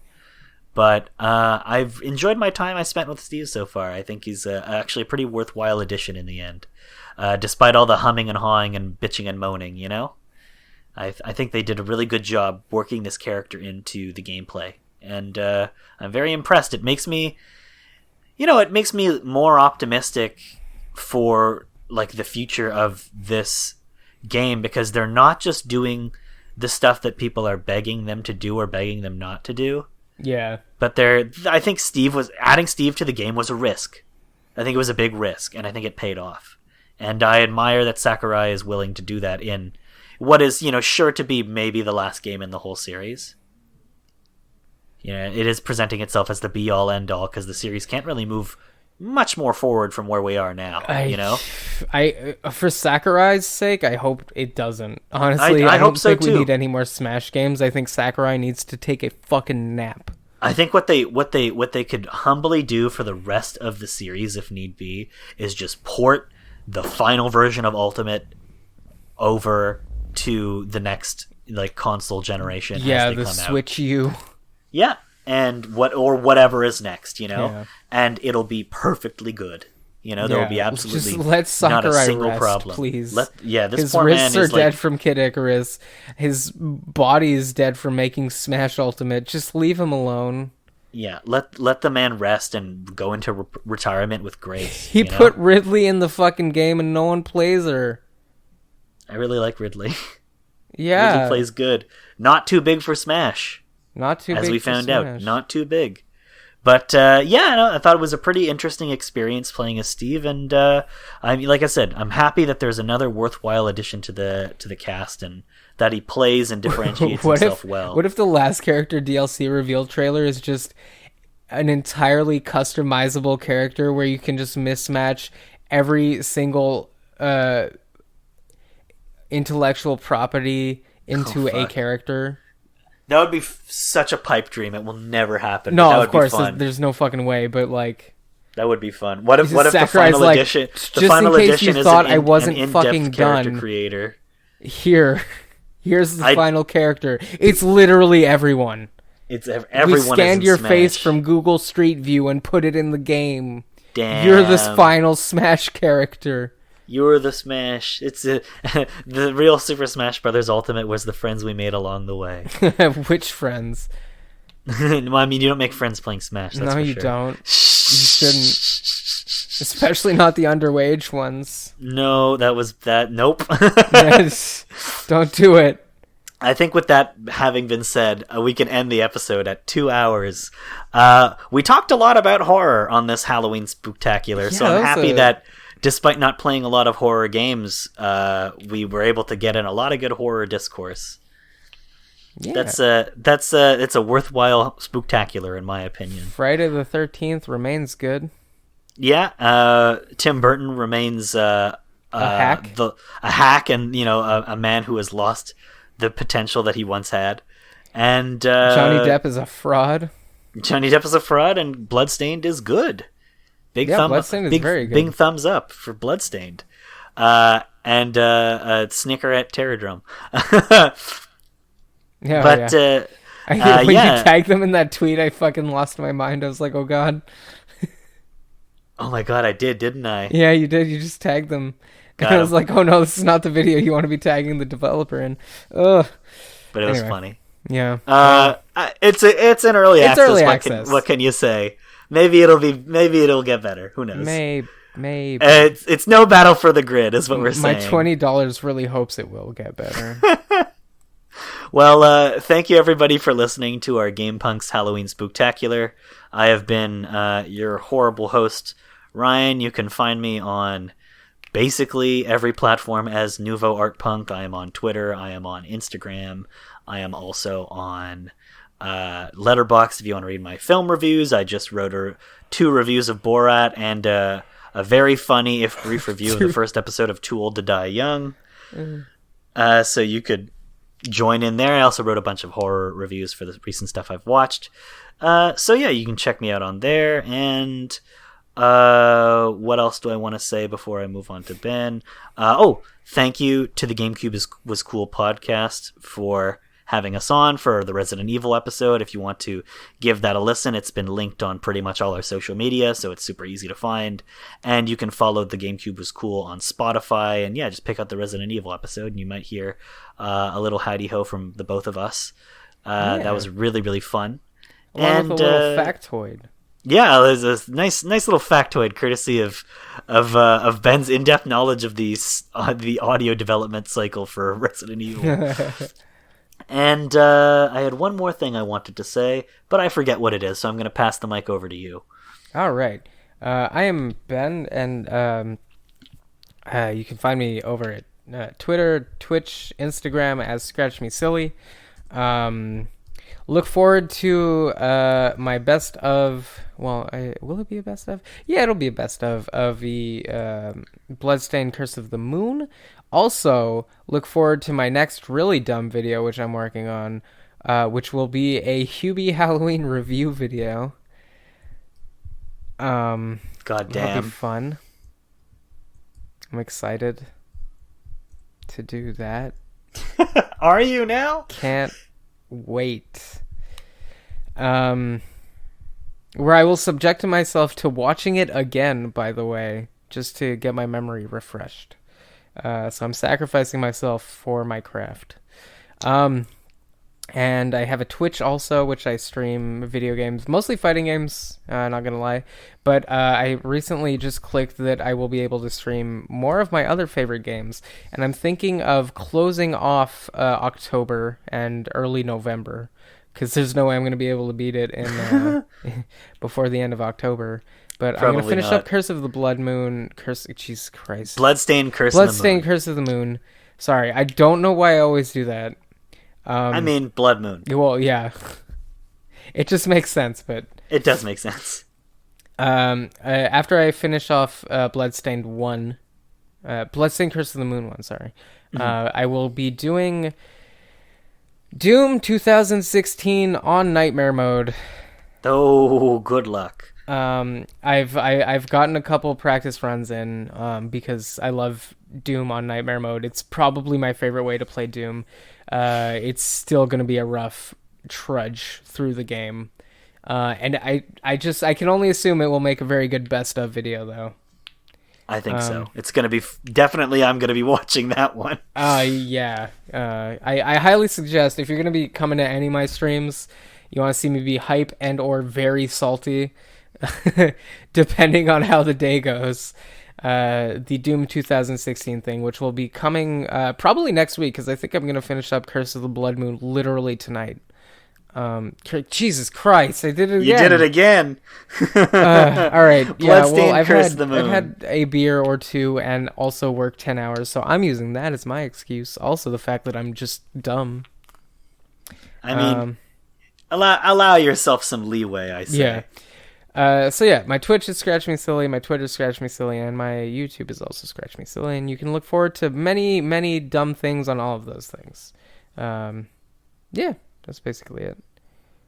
Thank you, everybody, for listening. This has been GamePunx. This has been our annual Halloween Spooktacular, although this was a month-long Spooktacular. Yeah. We will continue that trend next year, but happy Halloween, everybody. Have a safe Halloween. Stay inside. Don't be stupid and, go and party and get fucking crunk with your friends, because there's, still a virus out there, and it's not funny. Pretend it's a zombie virus. There you go. If you're gonna, it's Halloween. You have no excuse to not be wearing a mask.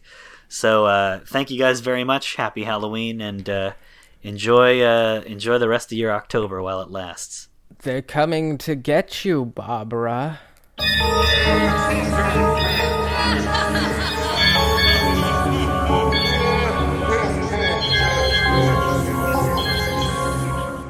Wow, it's a very